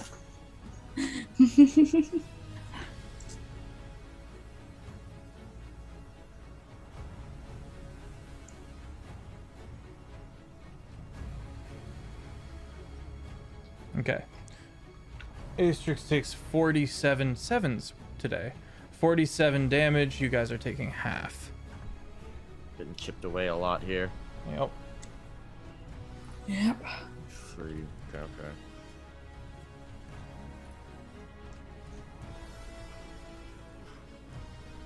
Okay, which is going to start Owen's turn. Beerus, I swear to God.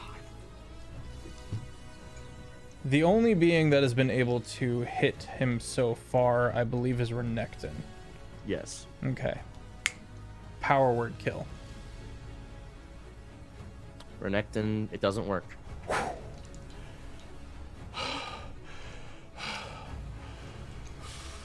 Barely. Barely. You watch as a profane name drops from Owenstein's lips, and Renekton goes, Not so.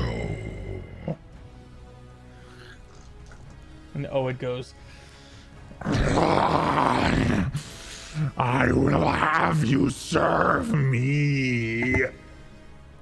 Serve your nuts on a platter. I serve the endless void. No, you fucking don't, you dumb bitch.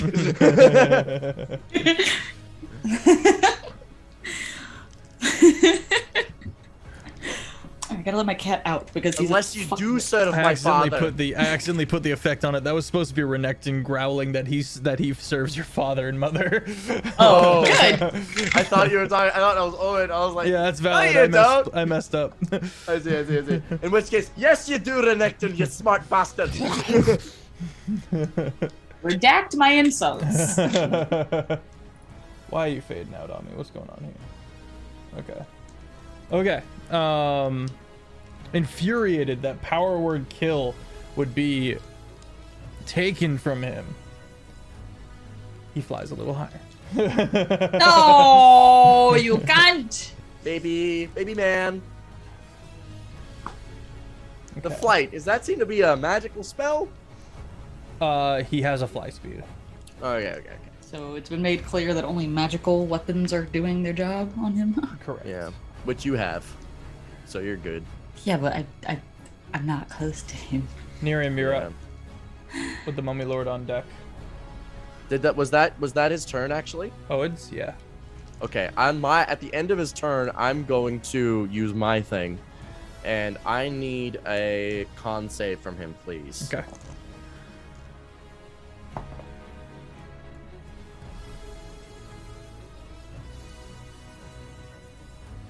$15. Fails. Okay. Nova is just going to summon up this mass in his hand of water and then blast it in this frigid spray, and he takes 37 cold damage. Oed. Damn. Okay. Okay, that was it. That's actually gonna proc the Mummy Lord's legendary action.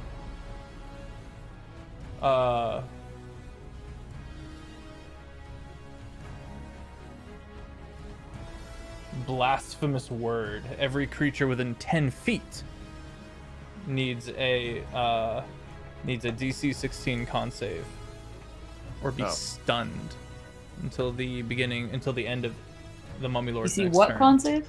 DC 16. That's 28. I still get the +5 from yes, Renekton.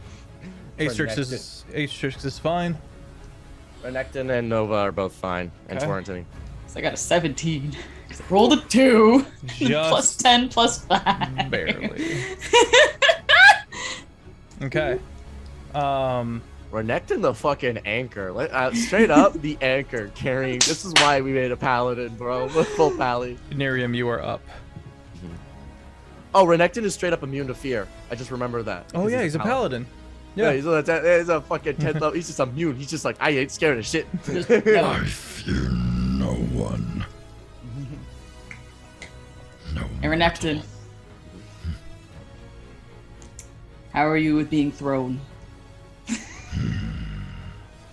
Can I make a strength saving throw to throw him at fucking host? Yeah, it's a bitch of a check though. Would it be an athletics check? Yep. Good thing I get a +11 to athletics checks. Thanks God, just to be solid today. Probably a 30. Alright, 16 +11. 27. You grab him and he footballs, and you boom, and he is gone.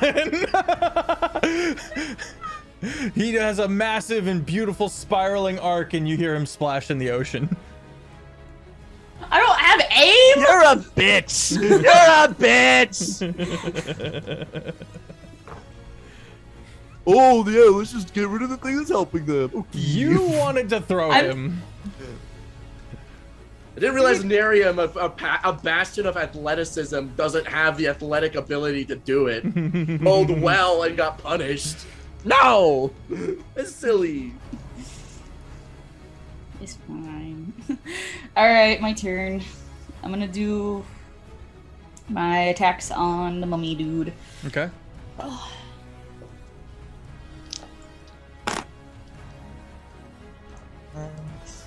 +9, 25, 21, and 18. 18 to hits. Okay. So the other ones also hit. I'm just gonna do my 3 hits. Nerium, pissed about that, just fuck. So she's just gonna go and slice up right from crotch to crown, and then slice across. Okay. Just like, I bless thee with death. And then Echo's gonna come through and just go and just stab right through the head. Okay. For damage, let's see, I need what was it? 96 and 3d10s? 96, 3d10, plus 66. 1, 2, 3. 9. Rolling. Keep rolling. Okay, 50 plus 66 is 116. 116. Okay. How do you want to do this? There you go. Yeah, exactly how I said it. She's gonna go right from crotch to crown, just slice all the way up at the top. All the peeling out of layers and layers of vegetative rot. With her echo coming in just for pure measure to stab him right in what's left of his heart, or where it's supposed to be. Oh, it goes, no!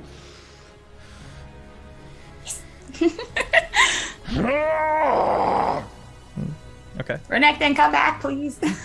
He's got away. I'm sorry. No, he's got away. You look, and he's just huffing it.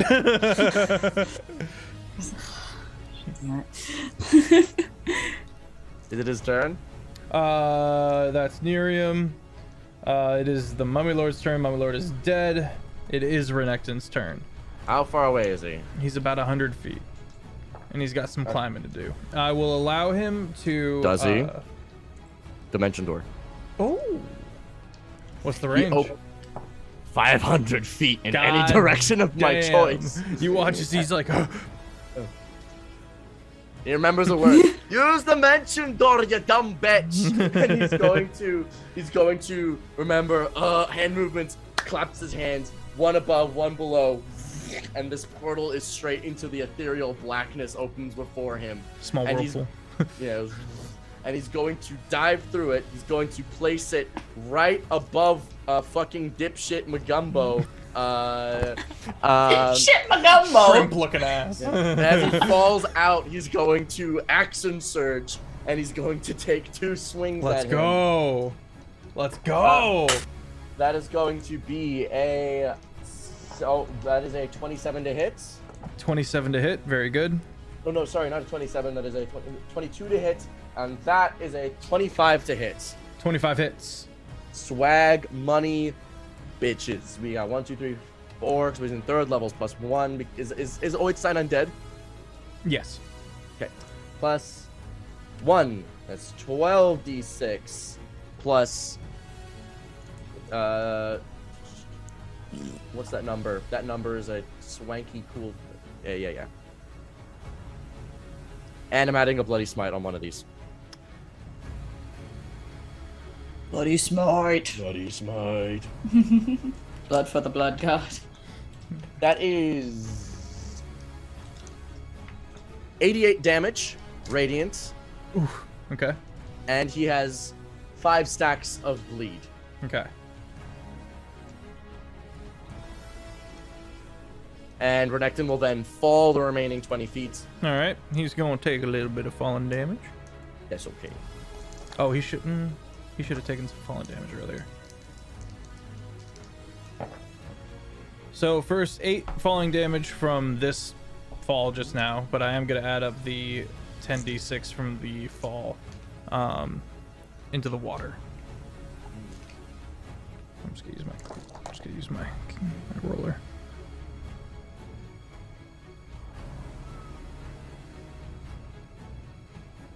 $25 additional falling damage from earlier. Next time, if an action would incur physical damage on our party, could we know? It feels hard to plan. I'm like, is this gonna kill myself? I don't want to plan around killing myself. You are on top of a writhing kaiju battling each other, and you wanted to throw a person. I don't need to. Yeah. I don't know. I understand where you're coming from, though, and At the very least, just like warn us. Be like, you are on a kaiju. This might hurt. Just like. Okay. That because it feels like that. I'm like, I don't know. I'm like, I don't want to do something that kills me. I do want you to know that I validate what you're saying, and I understand where you're coming from. All right, thank you. But anyway, 88 damage from Renekton. Anyway, here's Wonderwall. Astrix Like Freebird. is going to. What can Astrix even do? He's up in the air. Level 11 rogue.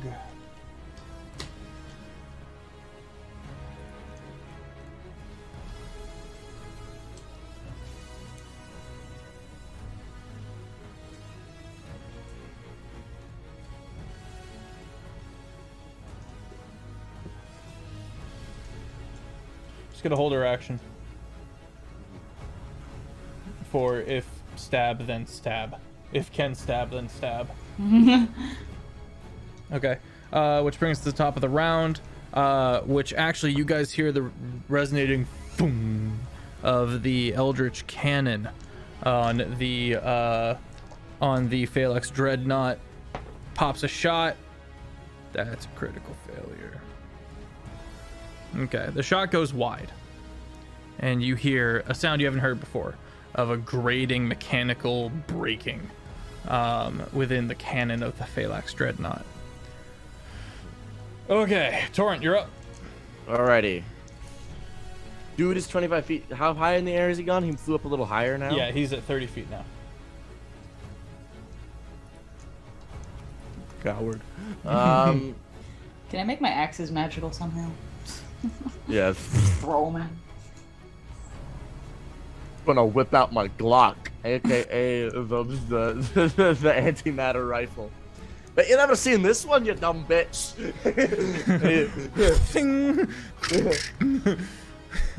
I'm gonna take 2 shots. Okay. That is a antimatter rifle is, what am I adding? What is that? It's ranged, so it'd be dex. Ah, I'm not good at this. I just remembered. I just thought it'd be cool. That'd be plus. That is a 24 to hit. 24 hits. All right.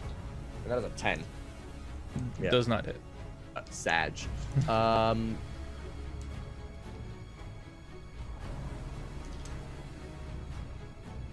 35 necrotic damage to Oedstein. Okay. You watch as the tiny... plus 6, 41. 41 from Hexblade's curse, which I put on him at the beginning of the fight. Okay.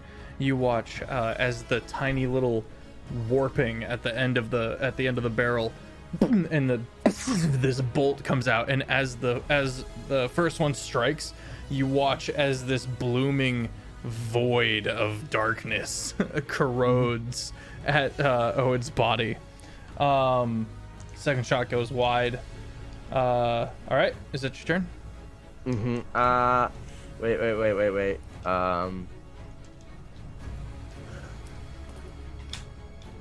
Hey, thanks for the gifted subs. Ooh. Offbeat Outlaw got a gifted sub. Thank you so much. Yay. Albie, welcome to the Pine Cones. Yay!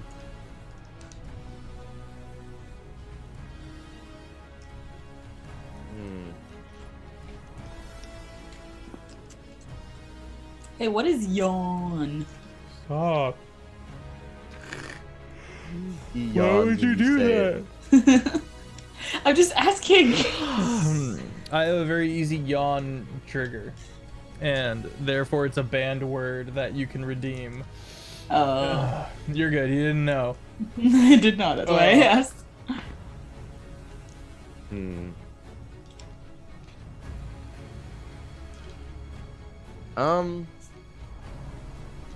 I'm assuming second level spell slots are better than I'm going first. to. Ooh, actually, here's what I'm gonna do.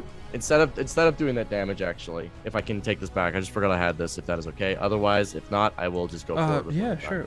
Okay. Mine adding back the 41 health. Add back the 41 health. Yeah. Okay. I'm going to cast a spell on myself. I'm gonna cast Death Ward. Okay. 4th level. The first time the target would drop to 0 as a result of taking damage. The target instead drops to 1 hit point and the spell ends. Okay.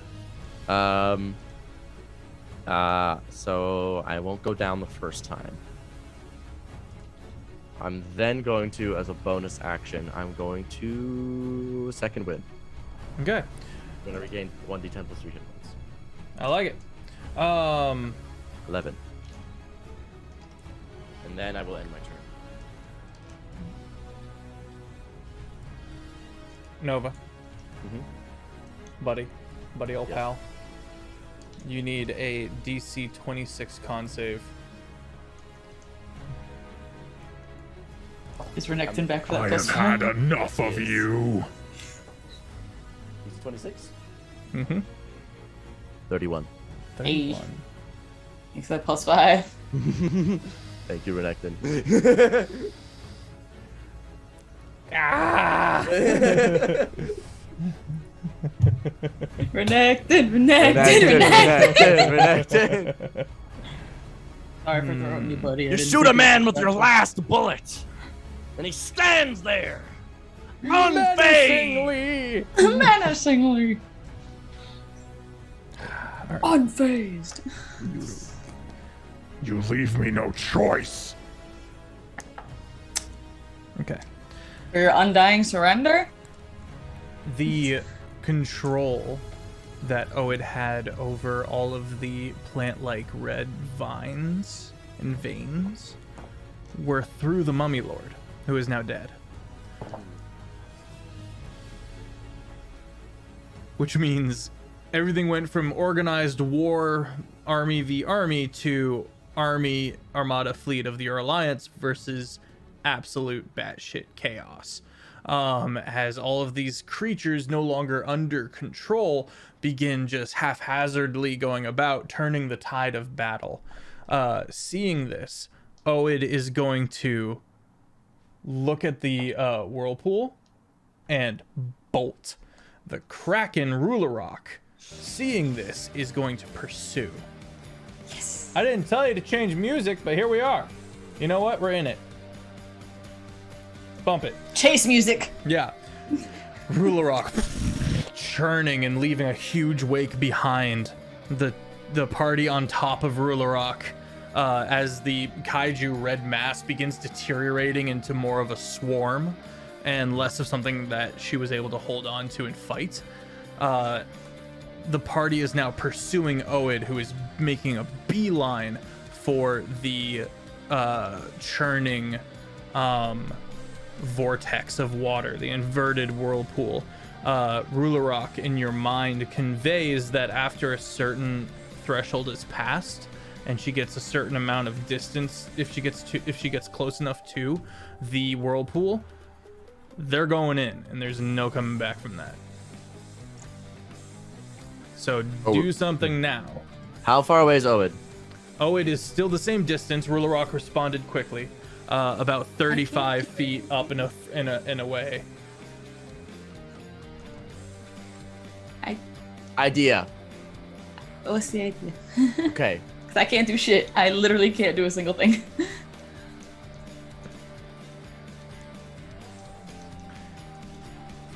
Nova is gonna grab Nerium's hand. It's gonna be like, summon your echo right on top of it. Action surge. Slay this bastard. Okay. I'm going to cast Thunderstep, Okay. which gives me a 90 feet of teleportation. Okay. I'm going to teleport right on top of Oed. We're just gonna Yeah, he's like looking back and looks up and connects with you. con saving throw from him, please. Legendary resistance. Let me just see if you take half damage. I don't think you do. Let me just check. Half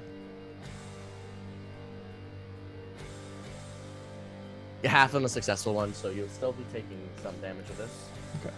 That is 10, 14, 20 thunder damage as we crackle forward. Nerium, go sicko mode, please. Echo summoned right in front of him. Half like morphed, just water connecting to face. Okay. She's immediately going to just go sicko mode and throw everything that she can at him. All right, Renekton's on deck. Drop the dice. It's a long shot. Yay! Let's try again. We met our quota. Although that said, Offbeat did yeet his entire bag of dice by accident. Valid. The whole tray, I went like. Alright. First one is 24. The second one is 19. And third one is 18 plus 9 is 27. 27. So 24, 19, and 27. Do those hit? Yep. Bet. Nice. Damage. Action surge. Action surge. Let's Oh, fucking no, go again, again. bitch. You fucking right. Well, that's a 13 plus 9, 23. 9 plus 9, 18. Does 18 hit? 18 hits. Alright, oop. And 14 plus 9 is 23. 23 hits. 23. All right. All 6 hit. Bet. So 1, 2, 3, 4, 5, 6, 7, 8, 9. So just double on my dice. 18. Yeah, 60, 10 plus 18 d6.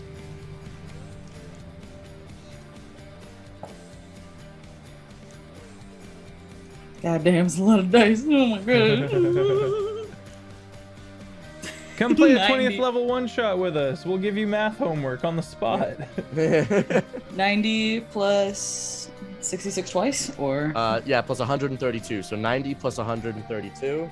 plus 132 is 222. Nice. Lexi, how do you want to do this? Yes! Yes! So, Echo being right there immediately just goes around, and every dark depth creature up just comes up from under her and starts mawing at this guy. What looks like krakens bigger than Jerry, anglerfish the size of freaking orca whales just coming in, all surrounded and just gnawing at him. And then Nerium just looks him right in the eyes, just like, this will be fun, and just stabs him right to the heart. Yeah. Just looks at him. She's like, Nova, he said he's gonna come back, so we gotta do something about that. You watch as feebly he takes this small jar and throws it at the whirlpool, but he's way too far away. And it You gonna catch splashes in that? the water. I'm busy! Can I attempt to catch it with a good, Yeah, with you a can, good check? you can make a acrobatics or a. Like I don't think he'd be very good at this. I'll take acrobatics. It is a 17 though. 16 plus 1. Catch it. It's black veiny instead of red, just writhing around inside the jar trying to get out. Venom. It's Venom. Venom. Kind of looks like. We just like falling now? Yeah. Gosh. Shit. Where are we? Where are we? Just so I can figure out what exactly to do, because I didn't really know where we were. We were going in towards space. the whirlpool. Yeah, you were hauling ass towards the whirlpool. Yeah, I still have my action surge, so I can do something. Okay. Well, you do have Rulerok with you, the Kraken. Can she throw us in? Yeah. You can ask her Are we to. Are we in the air? Where are we landing? You guys land in the ocean, and you are quickly scooped up Okay. as Rulerok dips into the water and continues. Can you eat him? She's trying to find ways that he won't come back. Like, Why would I do this thing? he said he's gonna come back, and I'm really concerned about that. What can we do for this? He's probably got some sort of device which keeps his soul in it. What if that's in your hand right now? I hope not.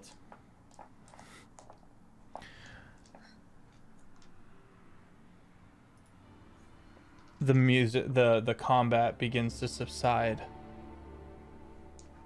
Far off on the horizon, where you initiated combat.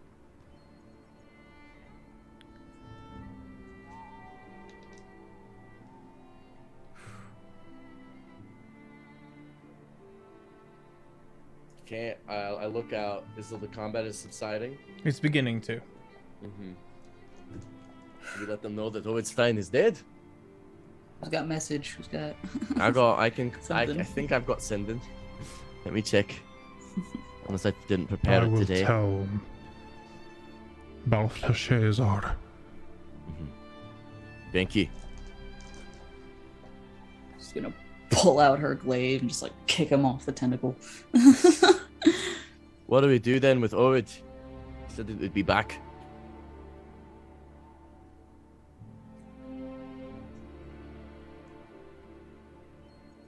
Is there a way to freeze him or lock him or petrify him or? My Eat guess him? is something along the lines of whatever this thing is. Maybe we can ask a favor of our friends here in this plane. Look for pieces of Owen and smash them. Destroy them. It'll You be mind their sending castle. that out to Little Rock? Yes. I don't know if we're coming out of that whirlpool right now, dude. I hold my bargain. Hold on tight. Cries on him. Fighting the current of the swirl. Slowly, Rulerok begins braving the whirlpool. The inverted whirlpool twisting up into the sky.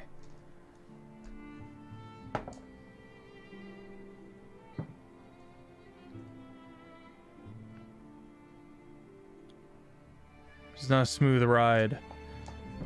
Renekton grabs Astrix and just kind of footballs her and just takes out his blade and just down into the flesh of Rulerok and holding on. Slowly to the side of the massive tempest, the churning vortex. Rulerok fighting the current begins. You watch as one massive arm sweeps across and slams into it, and you watch as the tentacle is torn from her and goes flying. But in its clutched tentacle is something in its grip, and the whirlpool subsides. A massive crack in the skyline as blue sky begins to spread across. Holy fuck. Did we do it? Rulerok, are you okay? I will grow another. Okay. I think we just bloody did it. You can see the Phalanx Dreadnought breaking away from the fight to come to your aid.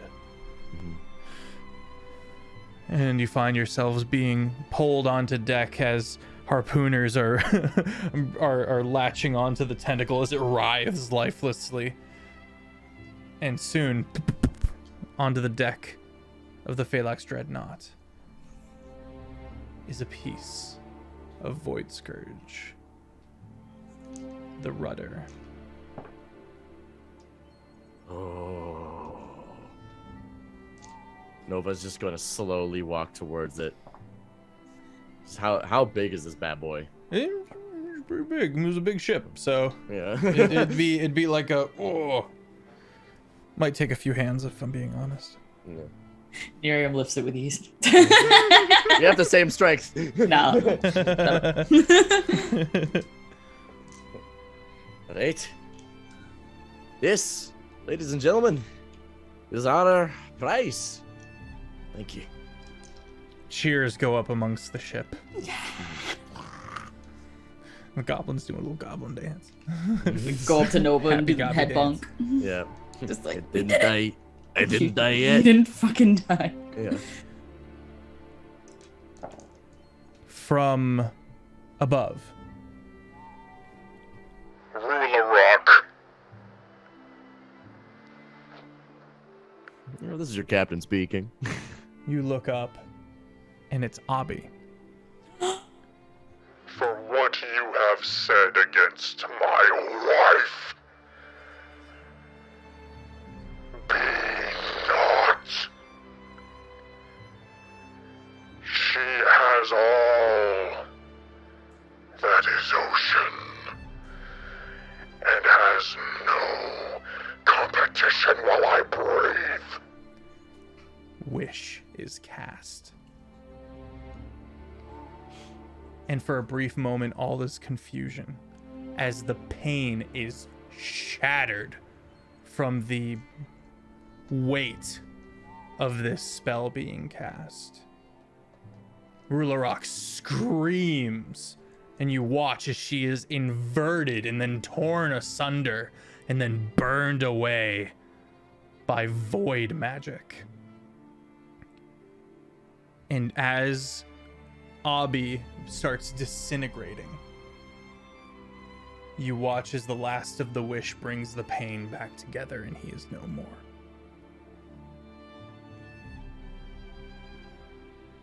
Jesus Christ.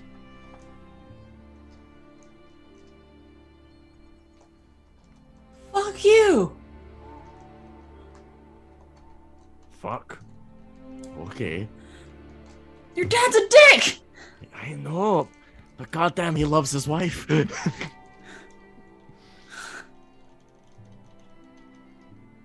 can't believe I poked at your dad and talked to him like he was a child. I don't think that was his dad. I don't think that was actually my dad. That was a Zodran, remember? Yeah, but More like a fucked up angel. God, still, I know it is a little weird, I understand. I'd rather just punch your dad. I agree. Don't fight your dad until you're 18. So you're Stop 16. Yeah. Stop fighting your kid when they Stop. turn 18. fighting.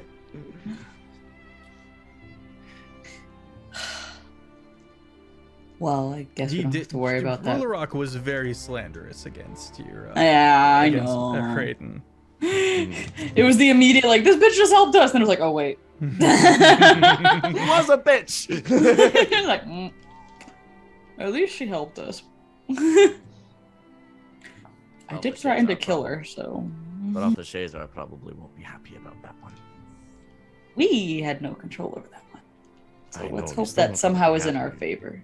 You know, we didn't control it, but still, he's just probably going to be generally upset. Hopefully. We definitely couldn't have stopped that, so. Yeah. All right. We did everything we could. We brought unity. We saved everything. We had one, We hopefully gave you one major potatoes. casualty. I need a checklist. Who's alive? Who's not dead? Sound Everyone off. starts running around. Eventually, you start hearing yells of dismay, and from within the Eldritch Cannon, they bring out Coax, who is screaming and wailing. One of his legs had to be cut away to remove him from the cannon when it crit failed. Task quickly steps up and begins administering to him. You'll be okay, buddy. You'll be back in there in no time. Ah! You got me! I've been nothing but good to you! And he starts hitting the cannon. Why betray me now? Okay. Hey, Renekton, do the hands thing. Do the hands thing. Lay on He's gonna hands. put 90 points of lay on hands into the goblin. Whew! Yeah! Yeah. You can go back in there. Alright, listen, baby, I was just playing. He starts crawling back into it to fix it up. No, we need to give you a leg first. I'll get it back!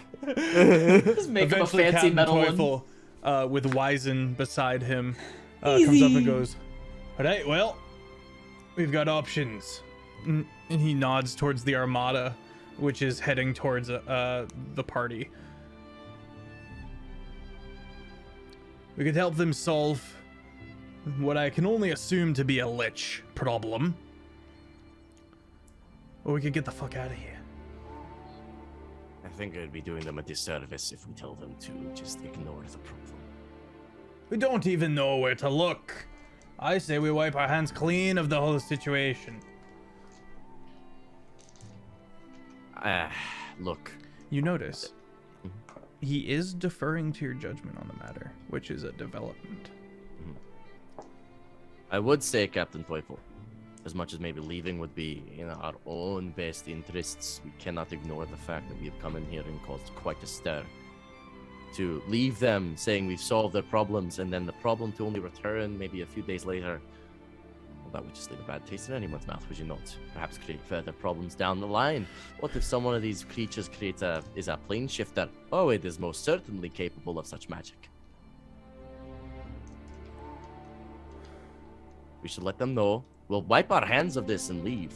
But we tell them to hunt down the pieces of Oidstein. Root him out. This will be their first mission as a unit. Yeah. Test may the also cut of give their them metal something. or something. All right, True. you deal with them, and I'll prepare the ship for the jump. It'll be good to get back out into the astral current. It will be, and thank you for deferring this little. Don't know what you're talking about. All right. Got to get back to his ladies. His How- goblin harem. Got it. Sometimes that's the only company you got out there on the seas. Just looks at Nova. It's been a while. For you, maybe. Asterix intercepts you, Nerium, as you're walking off and goes, "What now?" Who? Asterix. Okay. Now, we've united an entire front. I'd like to hope that it stays that way. We've hopefully kept your people safe. We're telling them what to do next, and that's all we really can do. I think I'll Give stay. him- Yeah. Yeah. Keep them in line for us, you know? I think I'll stay with you, Oh, if you'll have me. Do you do hugs?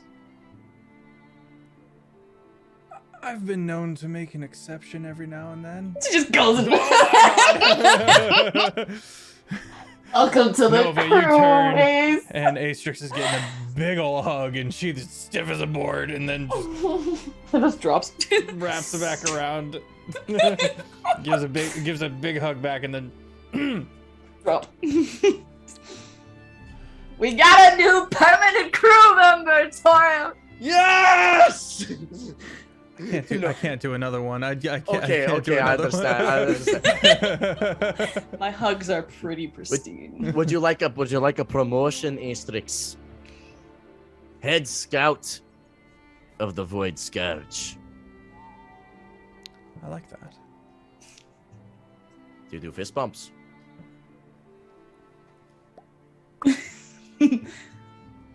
Asterix, Head Scout. We have 2 permanent crew members now. Let's go. Well, technically only Ace. Renekton hasn't agreed to jump with us. Okay. I am gonna go direct and go. So, He's licking his blade clean. yes. We're gonna head down Enough out here. carnage. That's true. There'll be more if you'd like. You want to stay here? I will take no qualms. I will understand this is your home after all. But I can safely say there's an adventure for you out in the seas. I'm glad to take you into our family, our crew. But I've taken an oath, and my powers will extend to you as long as you maintain it anyway.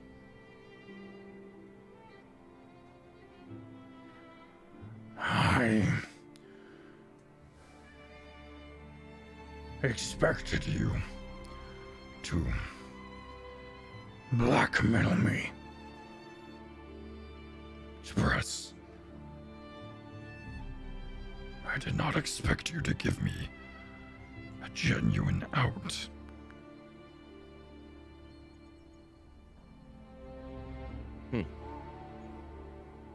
Well, Renekton, it's the difference between many and me.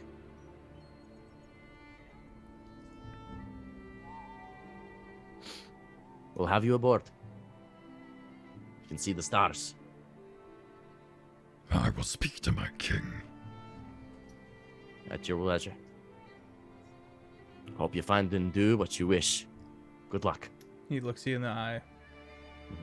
Thank you. Of course, mate. Thank you. He turns, and he hops in the ocean. He definitely doesn't do hugs. I don't think he knows how to Not the hug. kind of hugs that are friendly, you know. Yeah. He learned a different kind of hug. One with knives involved. Yeah. He hugs with his teeth. Bone-breaking kind of hugs. Yeah. All right. Let's leave it there for now, shall we? Gonna non-lethally headbutt Noah. Just you did good. Declaring non-lethal on a headbutt is the most Void Scourge in space thing I've heard yet. Not lethal. It's a gentle. It's more of a bonk than a butt. Nova headbutts. Yeah! Roll for damage. Roll the hit. Roll the hit. You think we could do Will. PvP within 5 minutes? It's a nat 20. It's a hit. Go. Fucking go. So you're like just bonk. You're just Nova's like. You know what? That's the only one you get. The Hope it was worth it. the guard Drake runt comes out of nowhere and right in the ass. A little line of acidic fire right up the ass. Just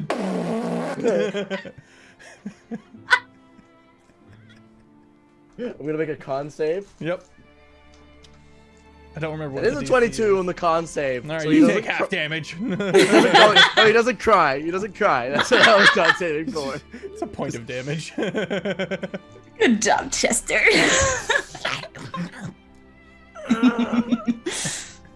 Okay, mission's over though. Mission completed He now. crawls back up under your shoulder and looks at Nova. I bark back. All right. Everyone, thank you for being here. If you don't know, we are taking December off, so there is a little bit of time left before we take that break. So tune in next Saturday, but also Tuesdays and Thursdays. And hit up the YouTube. We have these episodes are uploaded over there, as well as the 2 summer series campaigns that we ran.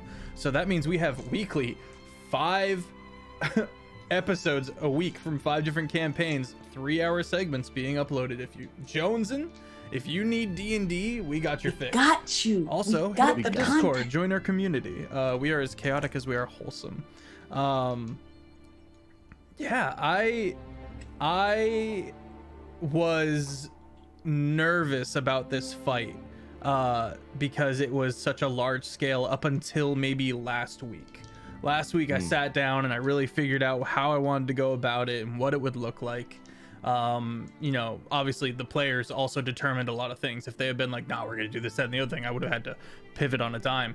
But yeah, I'm pretty happy with how it went. Everybody say good job to Feff in the chat No, for no, running I'm Do it. fine. I'm Do fine. it. I'm good. Do it. Tell everyone. I want you to tell Feff that he did a good job. He Because did. he did a good job. And Did a he good fantastic job. did a Amazing good job. Phenomenal job. A great campaign, great characters. Look at the world he made, and he's willing to take us to a new one next time as well. So like, just I'm gonna give keep him, it going. give him claps in the chat. He did a I great appreciate job, it. everybody. Thank you guys. But couldn't have done it without my phenomenal players. Let me throw it over to Offbeat Outlaw, who talks a little bit about himself, and then over to SmolBirdLex. And stick around, we are going to be doing a raid. What up, everybody? My name is Offbeat Outlaw. I am on YouTube. I'm on TikTok. On YouTube, I just posted a gaming video for the first time in a while. So if you are interested in hyper edit content with lots of quick cuts and Seen writing, it, it's hilarious. So funny. thank you. If that's the type of thing that interests you, please go and check it out. Other than that, that's me. I am Offbeat. I've been Torrent Void. Torrent is pleased as punch. He's like, damn, that went well. Damn, we didn't get your name back. We didn't yet. We're gonna. We still. Wheezy's gonna do that. Is gonna handle that for us. He's going to see what he can do. Yeah.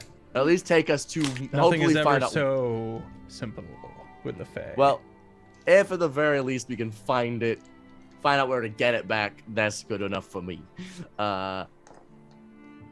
But he's pleased, a little concerned that Void Father was just like, "Fuck you, Ruler Rock. Goodbye." Objectify you. I think he anti-objectified. That was, "You are gone." You unobjectify. You are unobjected. Yeah. We took you to the aquarium. Yeah, the great aquarium of all. So, yeah. Yeah. Nerium. Hello, I'm SmolBirdLex. You can find me at SmolBirdLex or SmolBirdArt. I do art commissions. I do D&D stuff. I hang out with these guys on Saturdays. Every other Saturday morning. I am also doing another campaign as Ginkgo, the little cringy, raised by a dragon. Has cool dragon abilities. If you want to go see it, I'll put the link somewhere because I'm genuinely forgetting where to go. Also, if you don't mind me asking, how are you handling that? Playing in 2 different campaigns in one day? How you holding up? Is it at all Honestly, stressful, or is it like is it no. doable? Because it's so early in the morning compared to here. It's late at night. I have plenty of time to rest and stuff in between or do whatever. So Nice. I'm chilling. Good. Also on Thursdays, if you go to Misty Mountain Legends, you can go and see me on Thursdays as a barbarian Yorkie in Dungeons and Doggies. It is finally getting released every Thursday, so if you guys want to go check that out, please do. Nice. Passing it back to Feff. All right, everyone pile into this raid. We're gonna go kick it with Noddle. They're playing Stormbound. Good bean. Show them some love. If you like their content, you like their vibe, give them a follow. Have a phenomenal rest of your weekend, friendos. And I will see you Tuesday. Wow.